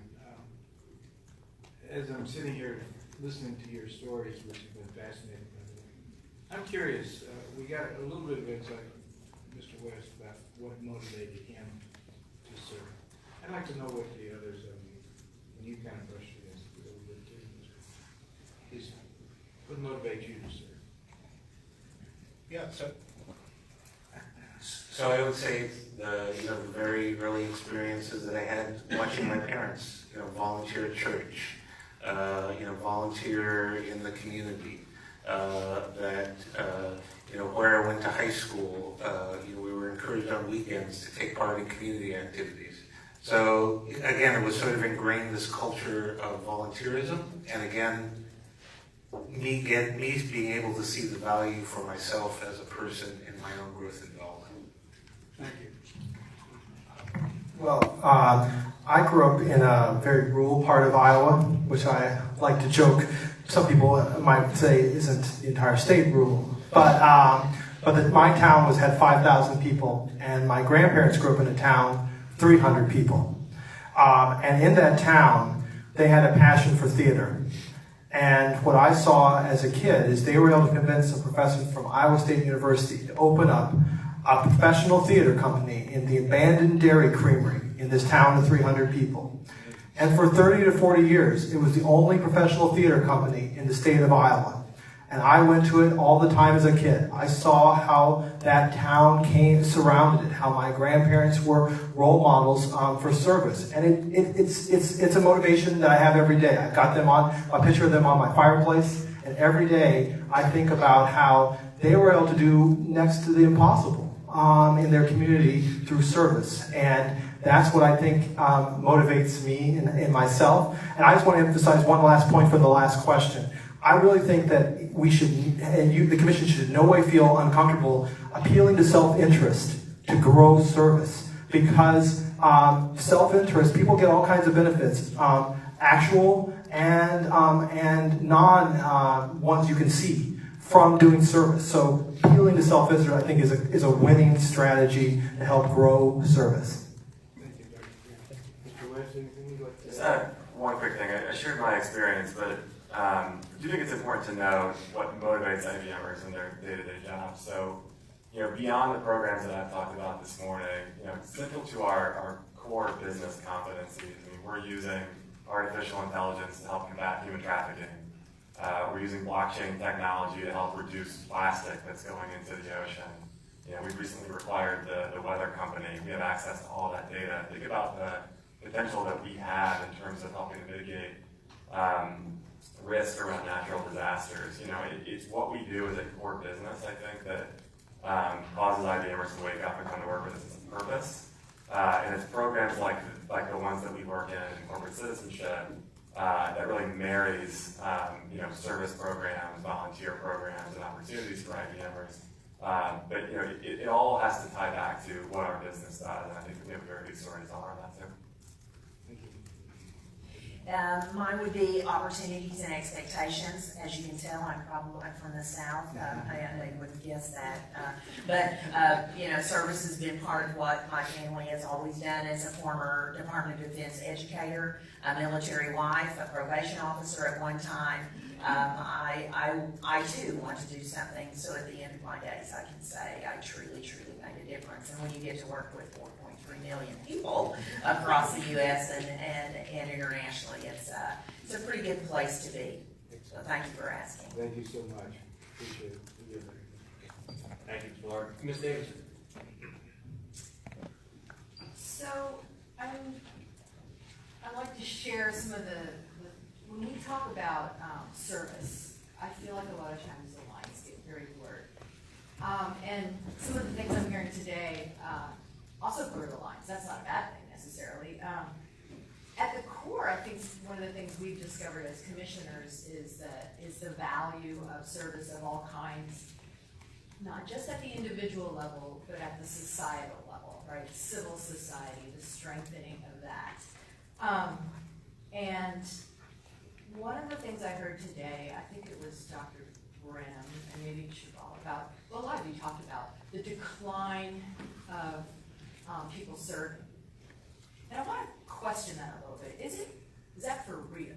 Because, you know, when you think about the root of service being about civil society, and we think about America, and you read de Tocqueville and Putnam, and, you know, de Tocqueville said we were a nation of joiners, and, you know, Putnam did this work that said, well, maybe we're not as much anymore, and he quantified things like people joining Lions clubs and Rotary and Masons, and the decline in those kinds of things. In his book, Bowling Alone, we're not joining these bowling clubs anymore. But even at the time, I thought, but we're doing other stuff, right? And so I wonder, it's kind of a bit of a two-part question. On the one hand, the data that you all are tapping into, does it tap the IBMers? Because, are you looking at sort of the traditional volunteerism? Because I am seeing a lot more, and I think we all have on this commission, we talked to a lot of some major corporations that have similar programs to what Mr. West has talked about today. And at my local community in Denver, these companies, number one, it's part of their DNA, like they think it's part of their corporate strategy, culture, and identity to do this kind of thing, for all the reasons that you talked about. And number two, because they say, especially the millennials, are kind of demanding it. They're okay working in the for-profit sector, but they want to think that the place they work has a soul, right? That they're out there doing good. So I guess that's my question. How should we be thinking about this? We've categorized military and national public service, but you guys are blurring the lines. Do the data include this corporate stuff that we're talking about? And if not, how do we capture that? Well, I really appreciate your question, because one of the things I'll admit, is I am a data nerd, and I enjoy data, and I got to be a director of research and policy development at the Corporation for National Community Service. One of the things I would emphasize is the Commission should really look at how are you ensuring the federal government is investing in high quality data on all the important issues that you're looking at. The data that we're using should include work such as IBM, because we were able to add volunteer and other civic engagement questions. We actually worked with Bob Putnam and others to add questions to what is the monthly current population survey, which produces the monthly unemployment rate. It actually goes out to about 110,000 households. It's an incredible data set. That's how I'm able to talk about trends in states. And one of my partners, Dr. Nathan Dietz, is here. We can even talk about trends in 200 and some cities. I want to encourage you to really think about what kind of data do you want going forward, and that the government is collecting it regularly, because the way to drive change in all the different areas we're talking about for service is to be able to provide benchmark data that can show you, is it increasing or decreasing in everywhere from Reno to Des Moines to Virginia Beach. So do you, I'm sorry, but again, you say you do sort of count those things, but part of your program you say you can do good and also do well by starting a company that has a soul. Do those count? I mean, not in every kind of data would all those things count, so you'd have to add a lot of different data sets. One of the things I will emphasize, and of course I only had 5 minutes to talk about the research, was that there are multiple Indiana universities putting out data that's showing that charitable giving has declined significantly over the last 2 decades, along with research at the Dugan Institute and others. There's a lot of different data out there that's suggesting that we are experiencing decline since 9/11. But I do also think that rarely does the data say how many new entrepreneurs are we creating that are making a social impact. Those are some new areas that I think, not the data I'm talking about collects, but I think that the commission should find a way, the federal government is collecting good trend data on all the different forms of service that we're interested in. So I'm not a data nerd, so I'm glad there are those around. But I would maybe encourage us to think about the distinction between full-time service and part-time service. Service at a young age, service when you're more already in the workforce. And sort of what are the trends there, and what are the different approaches to encourage those different strands of service? Yeah, I love this question. So, and I know it's not necessarily intended for,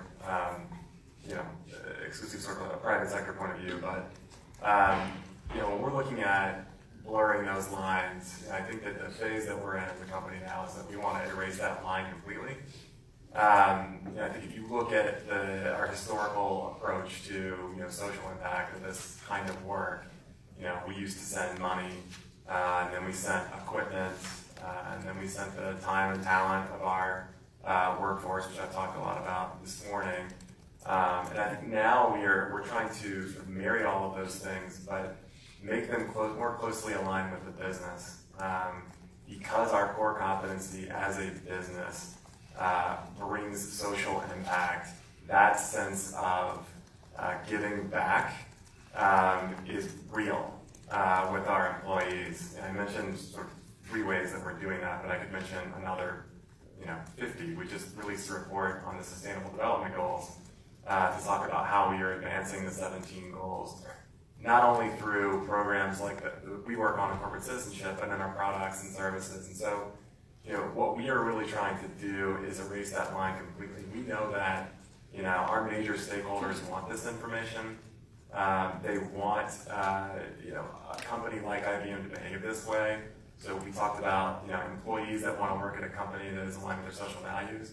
But investors now are requiring more non-financial data, and they're evaluating companies on that kind of data. Clients are requiring, through the RFP process, how you're making an impact, how you're not doing harm.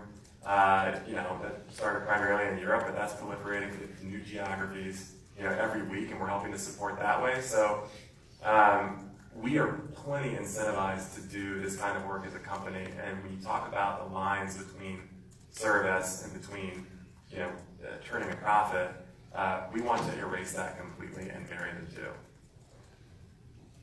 And I will piggyback, because we hear this from corporations everywhere, it's sort of blurred, Teresa.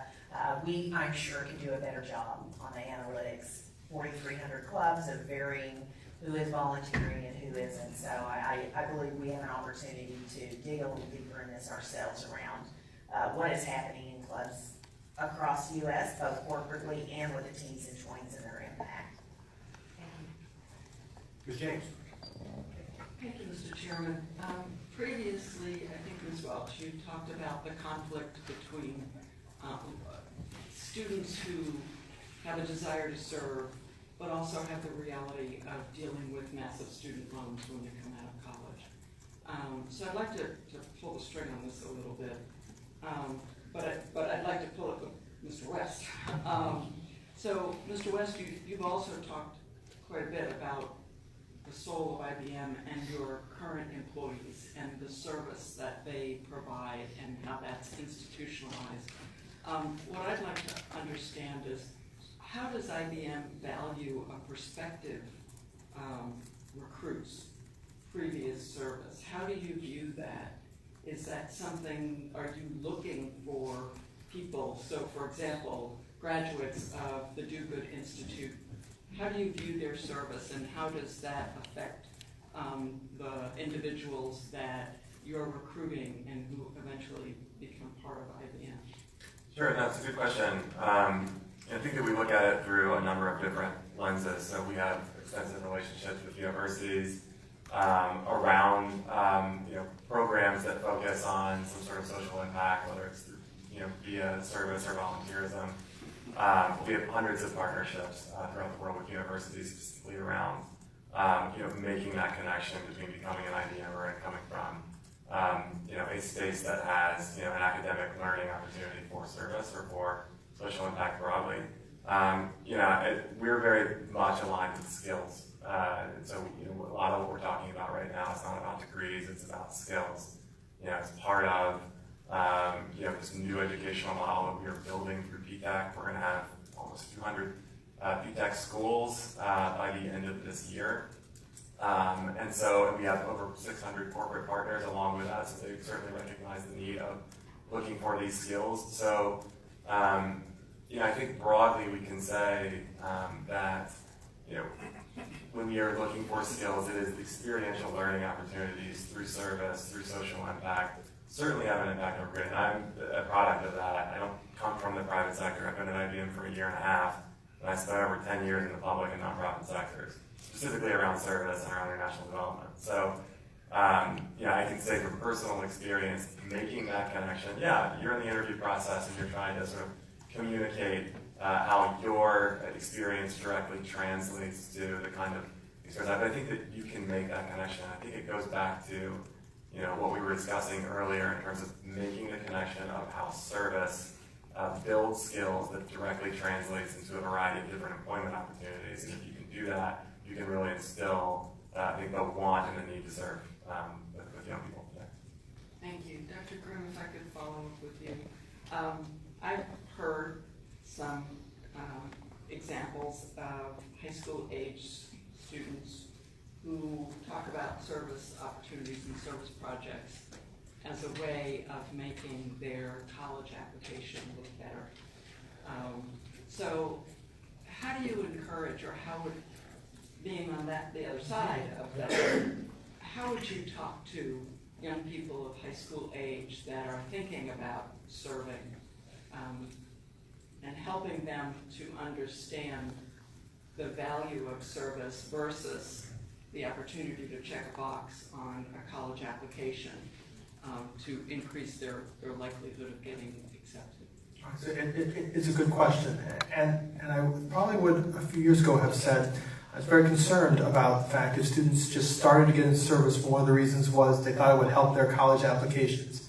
But I actually said earlier, I think it's okay if self-interest is one of the reasons you start getting involved in service, if it's a high-quality experience and it leads you to want to keep doing service long after that, those experiences that may have been motivated for a variety of reasons. So what I think is really important is something we talked about before, which is helping young people see how they can make an impact today and not see service as just another check-the-box exercise. If it's a transformational experience for them and they also can talk about the impact they're making, that's going to keep making them do service. That's going to be something we're going to be more excited about at the college level. And I think that's going to be something we're more excited about when you get to a job. Because from what I see, our students can talk about not just how they volunteered some hours, but what kind of difference they made in the lives of other individuals. And that's pretty compelling, I think, on an application or a job interview. Thank you. Mr. Kogan. Thank you. Dr. Grimm, I'd like to continue with you, please. In your testimony, you made, in one of your recommendations, you said that we should consider making a home for the nonprofit sector in the federal government. and that no federal agency or department is presently equipped and designated to serve as the champion for nonprofit sector. I will confess that your level of optimism for federal government involvement is higher than mine. I think one of the strengths of the nonprofit sector is that it is decentralized and it allows creativity. What do you have in mind when you say there should be a federal agency or department overseeing the nonprofit sector? I mean, well, I really appreciate that question, and I also appreciate your caution. And I made it as someone who had the privilege of getting to work in 2 different presidential administrations, and recognize that there are benefits and challenges to government involvement in things. Well, the reason I first said is that nonprofits can be a great source of innovation. Also, every nonprofit has to function, has to engage multiple other volunteers and individuals. All boards of nonprofits are volunteers. The other thing I was trying to say in that point is we see the government supporting startup businesses, right? We think it's really important for government at all levels to have more thriving businesses.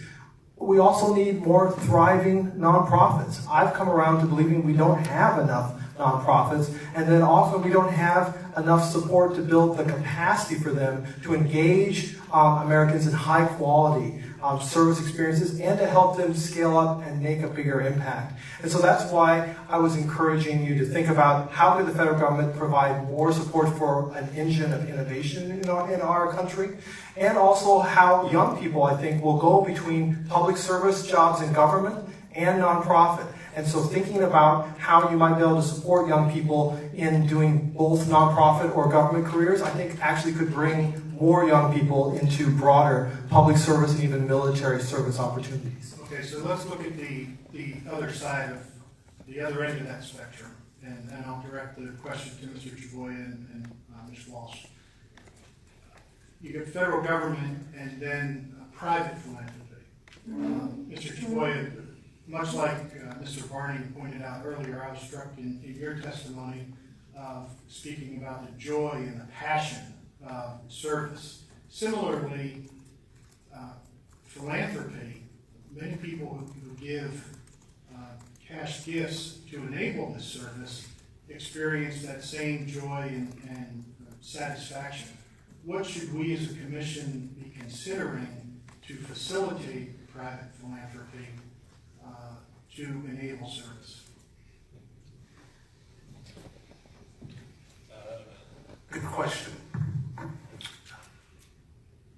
I think to the degree that the federal government can continue to raise up the value of service as critical to developing a new generation of leaders in terms of sort of reknitting the social fabric in communities, of rebuilding the mediating institutions in our communities that hold our communities together, then I think it will help focus philanthropy on how to support service in maybe a more tangible and substantive way.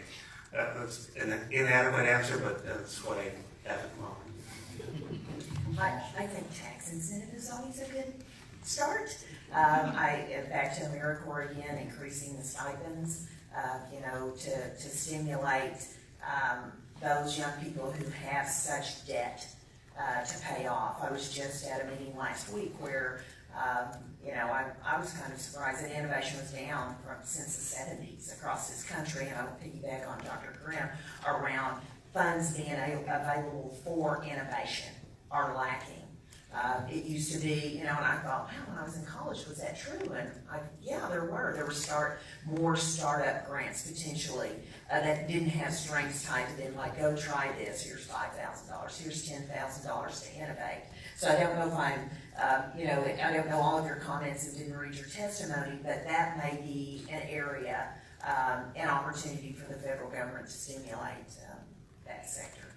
Well, I would just say that in the weeks ahead, as you think about this, if there are other ideas about how to stimulate private philanthropy, please make them available to us. Thank you.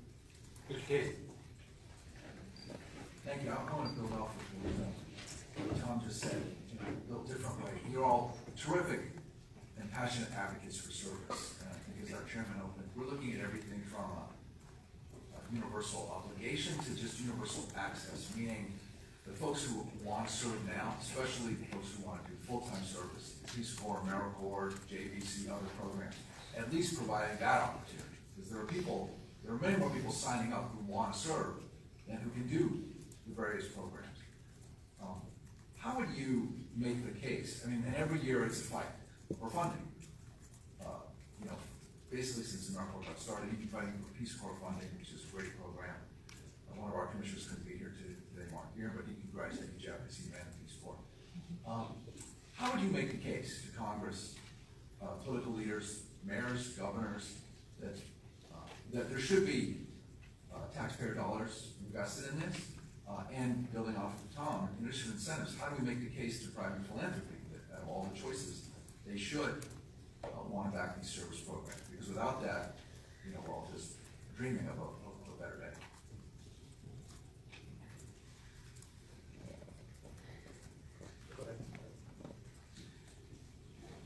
So, I'm sorry, just lost my train of thought. Yeah, no, I'm sorry. Yeah. Okay, you're the short straw. So I think it's a really good question because I got to work at the Corporation for National Community Service, so I enjoyed many exciting appropriations experiences. One of the things I think we need to really move away from is saying that anyone think that service is just, it's a nice thing to do, all right? And so I've mentioned that one of the ways that I think we can do that is one, a focus on innovation. Two, a focus on things that anybody in government would care about. So I talked about in some of my testimony, creation of new jobs, all right? Solving major problems that public leaders face. Leveraging a lot of impact for maybe a relatively small amount of funds in some ways. I talked about prize competitions where you actually might leverage a lot of great ideas and you're only awarding money to the groups who actually have shown some real promise, and you're boosting them and you're growing them that way. I think that, kind of flipping how we maybe talked about service and emphasizing some of those themes, that gets more people excited. I mean, we were fortunate to get some state investment in the Do Good effort, and I think it was because they thought about some of those kind of impacts, and they want to be known as a state that does innovation, that's driving economic development, that's creating, jobs. And so I think thinking about how we can talk about those can make it compelling. The train came back. So I would go back to what said earlier about playing off self-interest, and I think that plays both at the political level and at the private philanthropy level. So at the public level, I think it's pointing back to those places in the community where volunteerism is making a huge impact, is having a clear return on investment, is engaging the community in different ways. I think on the private philanthropy side, again, it's preserving those tax credits that are available to private philanthropy, but also it's really on us to be able to tell the story effectively to potential donors. When I bring a former volunteer back in contact with volunteers that are currently in service, the connection and the energy that gets created there is incredible. And it refocuses them on what made an impact in their lives and their willingness to reinvest in that experience. And I would go back to innovation, and I know Congress, everybody is a feel good, and we all want to feel good, but at the bottom line, they want hard cold numbers. How is this going to change what's happening in the United States? And I think the innovation and what's happening, what we all know is happening with automation, that used to be like this, that is like this now. I can barely keep up. Everyone feels that. To tie that to the workforce with volunteer, I think we have to have people in communities really being lifelong learners. And how do you do that? You've got to acquire new experiences. You got to get out there and try something different. And I think we're at a actually might be a great space and time to really start to marry the two together as we all face the challenges of the workforce of tomorrow. The only thing that I would add on that is just to underscore the point of demonstrating value and really investing in a strategic monitoring and evaluation process. You know, I won't touch the appropriations process with 10-foot pole, but I know that a lot of times volunteer programs they're time intensive, but they're cost intensive. You have to support volunteers, housing, shelter, food. These are core costs that can't go away. So a lot of times when budgets are cut and there's not as many resources around, a lot of things like M&E are the first things to get cut. And it's counterintuitive to the longevity of the organization. And so, without that real data, and because technology has progressed as fast as it is and will continue to, it really needs to be incorporated into the strategic planning process and not something that's sort of done after the core stuff gets done. It needs to be moved into the core. I yield, Mr. Chairman. Ms. Kelly. Thank you, Mr. Chairman. I'd like to thank y'all first for being here today. I realize that I am now the thing between you and lunch. And I'd also like to thank our intrepid staff for finding you all and bringing you here today. They've set themselves a high bar. No pressure. I'd like to take us back to the title of this morning's panel, which is Inspiring Universal Service Across America, and focus, put you on the spot with regard to the inspiration piece. We've been encouraged in our travels, especially when we speak to folks who are career engaged, passionate folks with regard to service, and their admonition, both publicly and in private when they can corner us, is go big. This panel is a unique opportunity to make some statements to the American people and Congress, and they're encouraging us to not feel overly constrained and go big in pursuit of the goals that we've been asked to pursue. So I'd like to ask you each, if you were given the opportunity to commend to us one thing that you think could most affect or move the needle of inspiring people towards service in America, what would that be that we should consider doing? Don't be constrained, like you said, don't touch the appropriations thing, too scary, agreed. But if you could offer some thoughts about why that big thing would be worth the reach. Ms. Walsh, if you don't mind. The future of this country, and I know that is so broad, but it is true, because local communities who, I was in South Arkansas, the governor on Monday, and the jobs are displaced, things are, not the brightest they've been. So how do local communities, still people don't want to move, mobility's down, how do local communities really look at their resources, strengths, and pull together to make their community exceptional at a time when, things seem a bit unfunded? Picking one lever and doing it right, I think incorporating the workforce and the people, because everybody, has a mortgage, everybody has to have food, the common necessities of life around what is the change around volunteer engagement tied to these experiences to be lifelong learners and make their community a great place to raise their children and grandchildren, and at this time, great-grandchildren, because we have 4 generations alive. Thank you. Thanks. I think that question around blurred lines, I think, is a pretty important, or maybe a more bold viewpoint to really sort of get out of the box of what volunteerism is and what it isn't.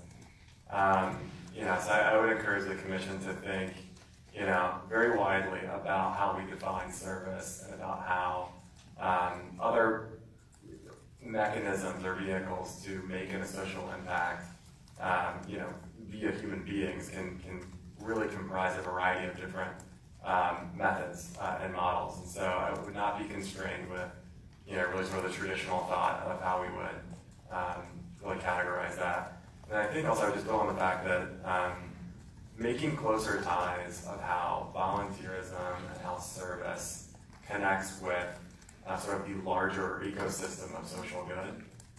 So there are things that flexible grant dollars can do that others can't. There are things that people can do that dollars can't. There are things that, whether it's a sort of business component, a subject matter expertise, product or service can do that money or a person can't. And that's all okay, and that they can all play in the same space. I think if we can make more connections of how volunteerism in service can tie into that ecosystem, I think it continues to increase the business case. And then again, I think that we've all said, I think continuing to talk about the self-interest and what you get out of this, and really making the business case to the person, and what the investment of their time and their skills can do for them. So they're having an impact in whatever community they're working in, but also that they're going to get something out of that that's going to lead them to build on their professional journey as well.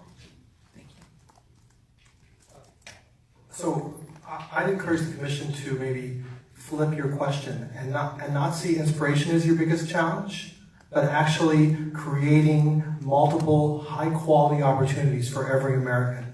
I think Americans are hungry for these high-quality opportunities, and we're not providing enough of them today. And so how can we do that? And I think we've talked about a number of strategies here, but I think the big idea is if every American could have the opportunity to have multiple high-quality service opportunities early in life, our country will produce all kinds of additional impacts, innovations, and vitality that is even hard for us to imagine right now. I would say that inspiration can be dissipated significantly by financial realities. And so I would encourage to look at a broadly accessible write-down of student debt and I'm thinking about young people who enter service, write off a portion of their student loan debt. Thank you, Ms. Gilly. I want to thank you all. Due to the brevity but completeness of both the questions and answers, we have some additional time. So if I can, I'd like to impose upon your expertise. We'll go into a lightning round, where I will offer each commissioner an opportunity to ask another question or follow-up. Please put 3 minutes on the clock for this round. And I'll start by asking Ms. Walsh, you mentioned the Boys and Girls Club's web portal where somebody can put in the zip code and find service opportunities in their neighborhood. As we've traveled around the country, we've heard similarly other organizations that do likewise. Do you see a utility or feasibility of there being some central web portal where perhaps the Boys and Girls Club's data would feed into, somebody else's data could feed into, so when you put in a zip code, you get everybody's service opportunity, not just having to go to the Boys and Girls Club website? Yes, and there are a few of those now. Not everyone is collectively on the same platform, but there are a few of those. And I actually had that as one of my answers in application. When I say application, I mean a technology application where people can, I live here and what are the opportunities for me? Absolutely. So there should be an app for that. There should be an app for that. You can swipe left or right.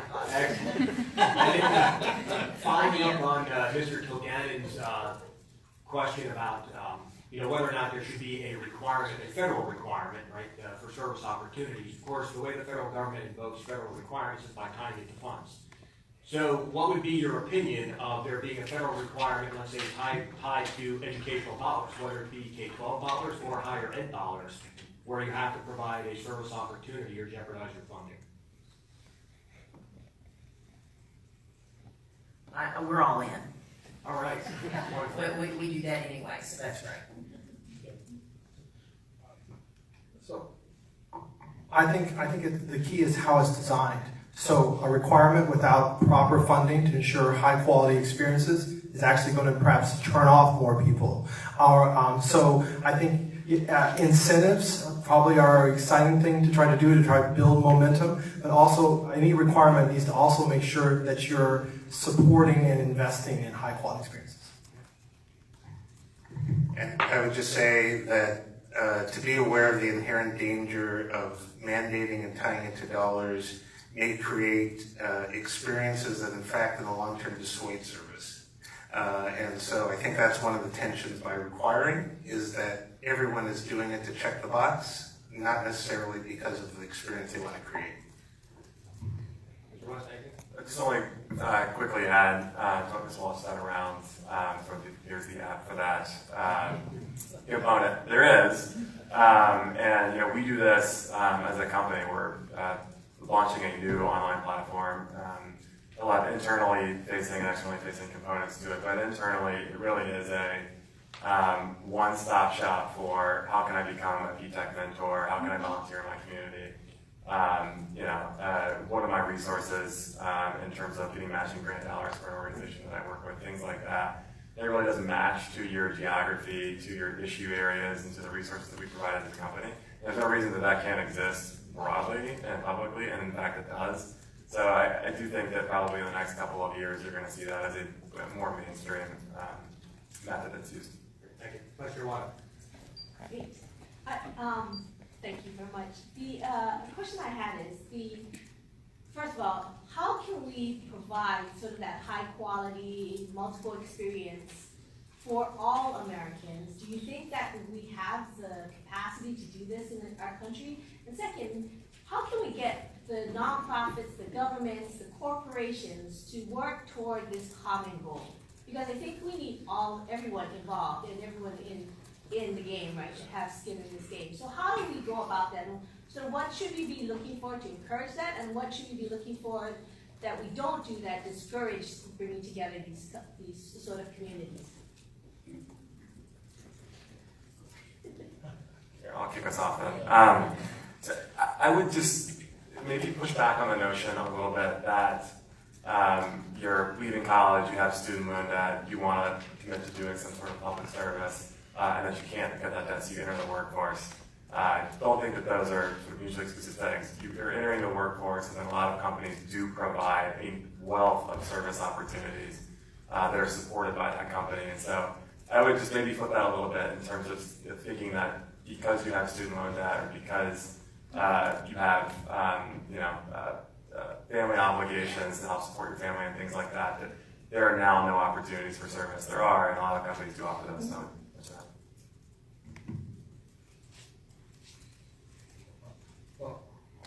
I'll say, because this is the lightning round, I think my response is, given the kind of impacts that we're talking about here, how can we not figure out to invest and ensure that we all Americans, especially young people, have those experiences and are set on that path? I've talked about some of the potential impacts that you could create. Do we not want a world and a country where our citizens are engaged, where they're developing innovations, where they're transforming the community for good? If you ask yourself those questions, I think you say to yourself, how can we not find the right investment to create a world where everyone's engaged in service? So two things: I think the government using their role as a convener rather than as a regulator to bring together these organizations that are doing it to be able to learn from each other. And it's true that there are a lot of service opportunities as you move into job for service. There's also I would say that student loan debt is an obstacle. There are opportunities, but there are obstacles, and we see that all the time with our applicants. And we, Boys and Girls Club of America, partner with a lot of corporations. We're blessed to be able to do that. They all have social impact departments, leaders, and at Boys and Girls Club, I know, I'm not speaking for every nonprofit, but bringing and convening together the group, I think would be a great first start, because I think there are more similarities than dissimilarities. It's just, again, the connector. Thank you very much. Mr. Barney. Mr. Chairman, I love the lightning round. This is terrific. One of my personal experience I've had, whether it's working with like a nonprofit or a faith-based organization, is that people will serve when they are asked to serve. So my question to each of you here in this lightning round is there any reason why our nation should not ask of each individual, not whether, but how they will serve? And how might that work? I'll start with you, Mr. Chaboy. I think it's providing a wide array of opportunities that meet people where they are. So whether they're in high school or in college, whether they're entering the workforce or whether they're very senior in the workforce. So I think it's making sure that there's a variety of opportunities so people can do it within the context of their workplace. They can take a year off to do it. They can do it in different settings. So I think it's that kind of menu of opportunities that need to be out there. And I don't think there's anything wrong at all with us asking everyone who lives in this country to do this. I think the key is that some generic ask may not be the one that gets people to do it. And so I think of diversity of options and where people are asked by other people at their school, in their community, to do these things is more likely to get them excited, engaged, and to do it. I would say that creating opportunities and building awareness around those opportunities are probably what we need. I think that in the private sector, a number of different companies approach this differently. Some actually tie performance to volunteer work that you do. Some have bonus incentives for it. So there are a range of ways to build in the expectation that this is going to be a part of what you do as an employee of this company. But I think that when we're talking about the prevalence of volunteerism or in service, I think a lot of this is really around awareness and making it easy. We used to joke at the Peace Corps all the time that you really had to go through a marathon to actually be accepted into service, and you really had to sort of beat down the doors to continue to call. And when I was there, at least we were really trying to get on par with the acceptance rate of graduate school because people were getting tired and going to graduate school because they couldn't. So I think there's a lot of work that we can do in making it easier and building awareness. I think it does go back to awareness and building culture at a very young age. So I don't know if this is something that in 3 months everybody in America is going to raise their hand for, but I do believe if we do start with our future leaders of this country, which are the young people now, and put a plan in place on how we speak about it and how we speak about our country and your community, I think that would be a place to start. Mr. Hart. Thank you, Mr. Chairman. Thank you, Mr. Chairman. I was sitting here thinking, all of us have been to events like this. And we get in the car, we're driving home, we said, oh my gosh, I wish I would have said that. I'm going to use my lightning round to give you an opportunity to say, what is it that I wish I would have said before you get in? So I'll start and just sort of play off the last question from Mr. Casey. So I would use what I've heard from Mr. Weston about what IBM is doing as a microcosm for what could happen in the country. So this was a leadership commitment from the top down to do this. It wasn't mandated, it was a choice. So rather than tying as a penalty for not doing service, what are the incentives you can add on top for education for corporations and others who do make that commitment? Excellent, thank you. And I'm going to build on this point because it seems like this lightning round is getting more difficult than the first 2 rounds from my perspective. I think the thing I would really say is that I really encourage the Commission to think about creating a diversity of service opportunities that Americans are just clamoring for. I mean, we talked a little bit about requiring it, but I think that you can flip it. I mean, and because there is an interest there, you can create opportunities that they're clamoring for. And I really encourage you to think about how to do that.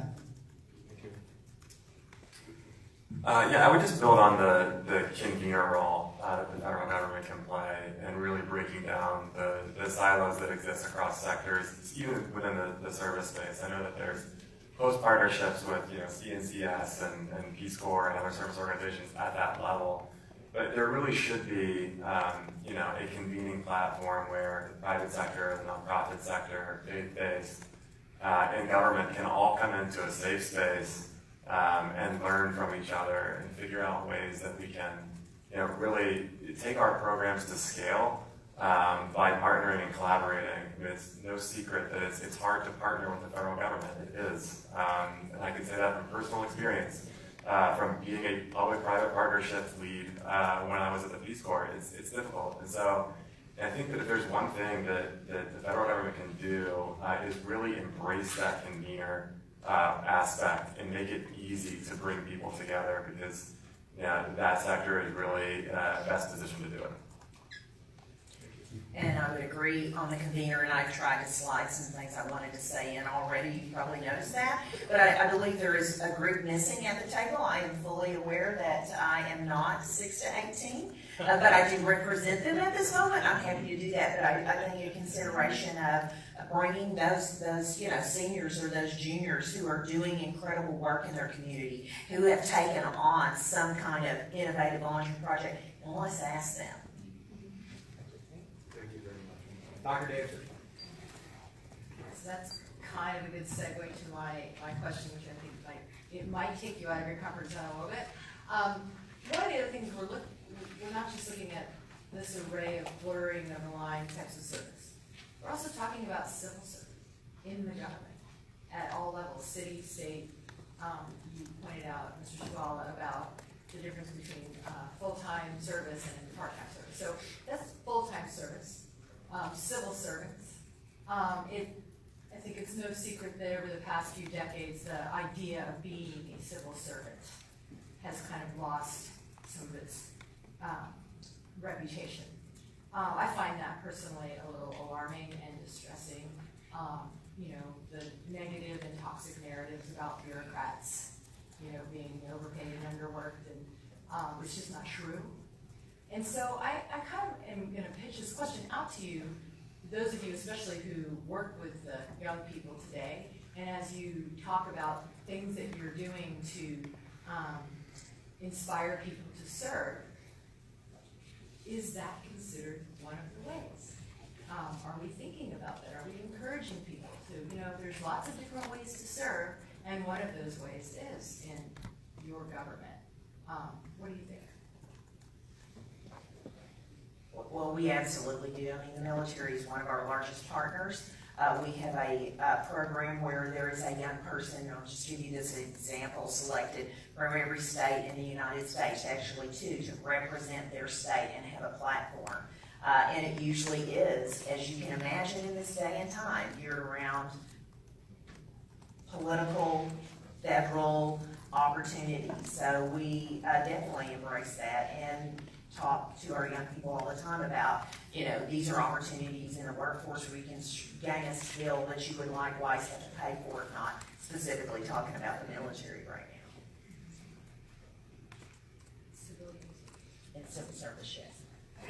Yeah, it's a good question. I don't think that I would view it any different from anything else that we've discussed this morning. It's part of the larger sort of public service equation is government service full time, and so I think all the same basic tenets apply in terms of awareness and opportunity, and depending on which way you want to look at it, really defining how that plays a role from a personal standpoint in your career, but then how do we tie that to sort of the larger impact that's being made specifically in that issue area or in that community or that geography, and how do we make that connection to how nonprofits are building in that space, how are companies working in that space, how are faith-based organizations, how is that part of the equation? I think it's sort of part and parcel of what we were talking about this morning, probably.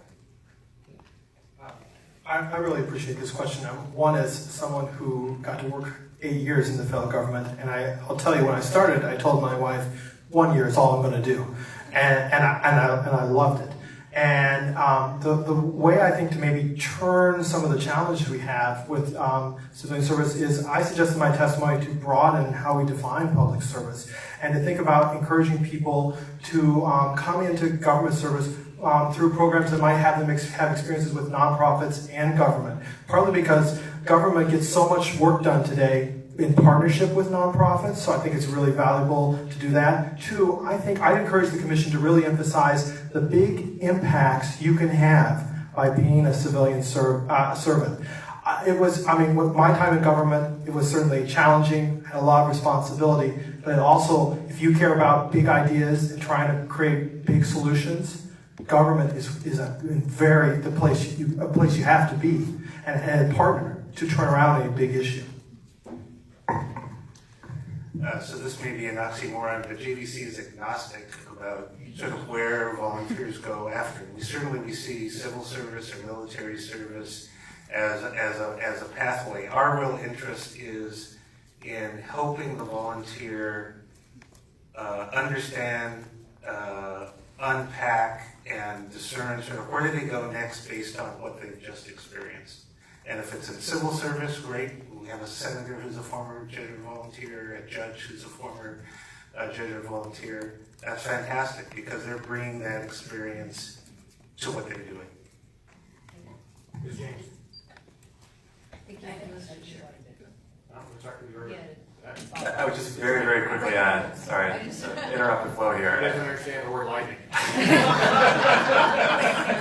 Glad you threw us. Fair enough. I would just add that I think that the stereotypes that we're talking about for federal public service, I think that those exist. I think Ms. Walsh talked about it too in terms of the do-gooders and nonprofit, the stereotypes in the federal government that you addressed, Ms. Davidson. They also exist in the private sector. You're only in this for profit. And I think that just sort of underscores the need for this convening where there is a safe space where you can break down those stereotypes because they're still very prevalent. Good point. Yeah. Well worded answer. Ms. James? Thank you, Mr. Chairman. I want to talk about the 6-year-old. Yep. You talked about the 6-year-old. Mr. Travoyo, when you were asked why you serve, you talked about your parents, and you talked about your parents as a role model for your service. So my question is, how do we encourage parents and influencers of our youngest people? Because we have heard, as we've had these discussions, that service it should start as young as possible, starts with things that happen in the home, more local, starts with parents who are role models. So I have kind of a two-part question. How do we encourage parents and influencers to be those role models for service? And how young should we expect our youngest Americans to start serving? So this has been said already, but it really is about creating a culture of service in the country. And it can't be regulated, it can't be legislated. But by encouraging every organization, whether it's corporate, whether it's educational, of engaging people, again, where they are, so that parents are doing service with their children, that children are encouraged to do service at the earliest age possible. It's about building that culture. And that takes a united effort between government, between the corporate sector, and between the nonprofit sector working together. Yeah, because it's lightning round, I will emphasize something that you're saying, but it is obvious. If parents in the home are volunteering and engaging in service, children are much more likely to also engage. And so I think one of the things is figuring out opportunities where parents and children can serve together and encouraging even more organizations to be open to it. I think sometimes it's hard for some organizations are reluctant to take really young volunteers. So I would encouraging organizations to be more open to parent-child service opportunities. Yeah, I mean, I would just take a step back for a second also and just say that, going on an international volunteer service assignment, and I was a Peace Corps volunteer in Ukraine, you tell people what you were doing, and say, why? And you say, this is part of the Peace Corps' mission, and we have these 3 goals, and they're like, but you don't get paid. No, we don't get paid, this is part of our mission and our goals, and you go on, and it really just sort of opened, I think, my eyes to the fact that this is a part of this culture, and it's something that's unique, I think, about America in general. So I do think that this country does have this approach and volunteerism and service in our DNA. I think it needs to be probably updated and promoted to provide more opportunities. And of course, family engagement is part of the holistic program of Boys and Girls Club. So, but when we do find, parents who, quite frankly, we look at social media right now, that take the time to put their phone down and the kids put their phone down and do something collectively together at Boys and Girls Club, what we're finding is parents are like, that was so great, that was so fun. You know, like that was a novel idea or something, you know. So I think some of it is really disconnecting and getting the parents and kids engaged as early as possible in connecting in their community and doing something good together. And that sounds so not okay to say, but in our society today, it is extremely important. Mr. Kilgannon. Thank you. And following what Mr. Allard said earlier, I'd be remiss if I didn't say that through my experience and through what I've heard here today in your testimonies, it is clear that there are many, many thousands of people who have been positively impacted by what you and your organizations do. And so thank you for that. And as you change those lives, you all have at your disposal limited resources. How do you think about, what considerations do you give to spending those human resources, financial resources, domestically versus overseas? Because I think, possibly with the exception of Mr. Graham, you talked about doing work overseas. And I ask that because if we were to consider a recommendation that involved a large amount of public resources, how should we consider using that domestically versus internationally?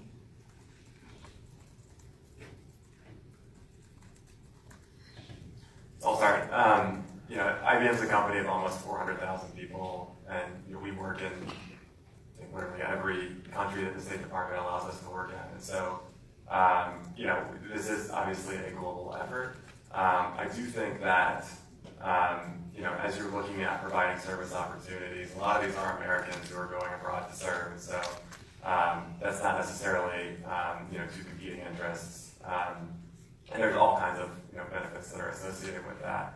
I think in terms of the way that we look at it, you know, we try to marry what we do best as a business with our service opportunities because we want to make an impact. We've, over the years, engaged in a number of different sectors and issue areas, and we've found that we've done a lot of good, but we have been sort of surface level. So the phase that we're in now is really sort of narrowing down our focus. And that can be for geographies or by issue area, so we can have a deeper impact, and we have a larger opportunity to scale. And a lot of that is looking inward in the United States. But I think that we are somewhat uniquely positioned in the sense that we have to be supporting the business, and that's both in the U.S. and all around the world. And for Boys and Girls Clubs of America, we are partnered with the military overseas. So those are our affiliate organizations. So that may be a little bit different than, say, if we had Boys and Girls Clubs of Germany. So it's a little different funding structure.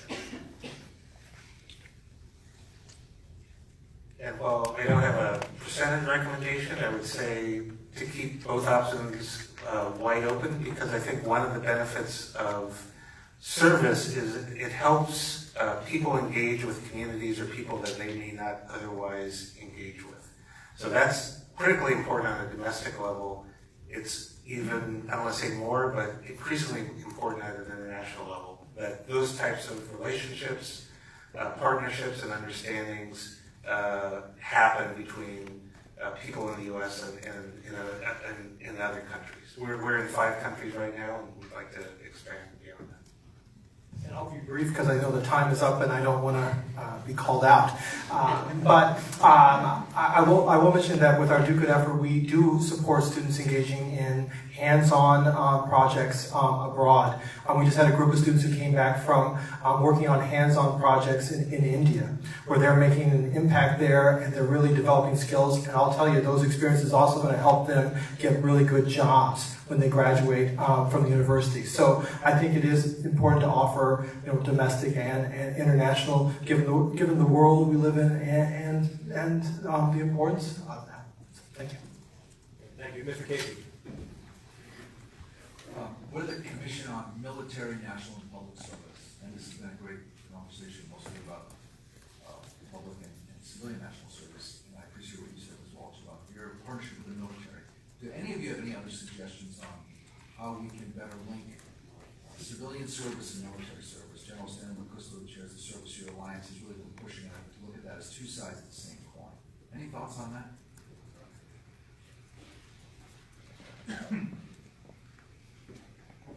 Yes, I'll go first. What I would encourage is that I said in my testimony, making people aware of the kind of ladders of a variety of careers they could have. I actually think that one of the challenges in working with a lot of young people is they're not aware of the diversity of civilian, military, public service, national service, other kind of experiences. They may have a great passion for something, but they aren't aware that they can actually do that for a paid job. And so I think we need to really break through on those kind of awareness issues and also illustrate to them the kind of career ladders there might be in military, public, national, and other kinds of service.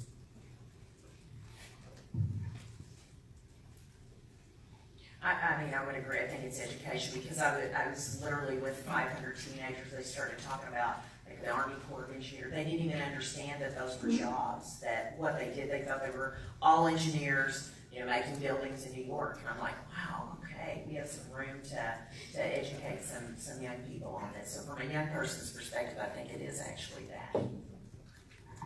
And just sort of building on the education, one of the things I was going to say earlier is one of the things that could come out of a partnership is a sort of a broad educational effort between the corporate world, nonprofit world, and the government, talking about the different ways that people can serve. What IBM is doing. One of our board members is a partner at Goldman Sachs. They have thousands of people doing service. You have people doing service full-time because they work in the nonprofit world. You have people doing service in the military. And so to be able to paint a picture of what that service looks like and the different varieties in which that can be lived out, I think would be critically important. Ms. Kelly? Oh, yeah, Mr. Chair. Okay. There being no further questions, Mr. Chaboy, Dr. Grimm, Mr. Walsh, we thank you very much and greatly appreciate your time today for providing valuable information to the Commission. So we'll now dismiss the panelists. If you'd like to take the reserved seats in the front rows there, please, you're welcome to stay. I will invite the public to provide comments. The Commission is committed to transparency and openness with the public. In keeping with these principles, the Commission intends to provide the public with an opportunity to deliver public comments during our hearings. As a reminder, in order to provide the greatest opportunity for as many participants to offer a comment as would like, public comment is limited to 2 minutes per person. As is noted on our website, sign-up for public comment took place between the opening of registration and the start of this hearing. However, we had nobody sign up for public comments during the registration process. Therefore, I would like to invite any member of the public who is in attendance who has been inspired to share a comment during the hearing, please come up to the mic. And we will ask you to please identify yourself and any affiliation you may have, and we will take comments on a first-come, first-served basis for the remainder of our time.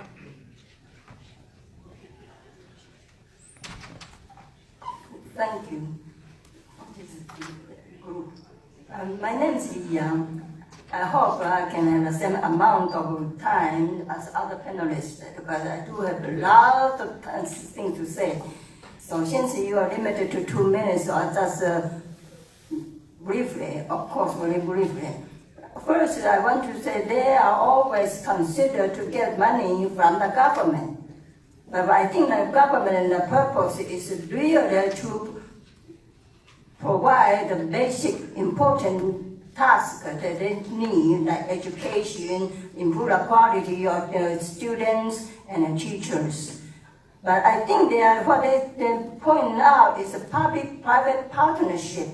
I think this is very misleading. This basically reflects extreme fraudulent criminal network operation. That means 3 branches, and including here domestic to overseas global. And it's very, that means including abuse, official misconduct, government gain, and then you have public and private, and of course, including murder. So I just hope you can really seriously think that volunteerism, if everybody can do it, the best is to do your job in your position. And the best, the government to recruit the best sincere, integrity person to do the job. Currently, they don't talk about data. The data now is very fraudulent and very phony. and so the same as persons. So I just hope you can devote your time to have a better system, to have a provide a public comment, and to put the comment in the website so everybody can reflect on it, everybody can target on those problems to solve the problem. Currently, we just don't have the system. Actually, just delete, conceal, suppress everywhere. On the other hand, the way they do it is really, as I say, fraud, crime network operation. They really provide more problem for our social system and for the government or private sector. So you got to really target the problem rather than being misled by those what you call expert testimony. Thank you very much for your comment. And I hope you can have a website so people can provide comments. We do, and Thank I will you. announce that shortly. Thank you. Likewise, if you have additional comments that you'd like to provide in written format, you can provide them to the staff out of the registration desk. Is there anyone else who would like to provide a public comment? So for those that are following us either on our live stream or will be watching this later on C-SPAN, if you would like to provide comment, please do so through our website, which is www.inspire2serve.gov. That's inspire2serve.gov. Over the course of the last year, we have heard from thousands of Americans on this topic. We want to hear from thousands more. It's truly important for us to have this input so that any recommendations we may put forward will be reflective of the diversity of the demographics of this great country. There being no further business before this committee, the hearing is adjourned.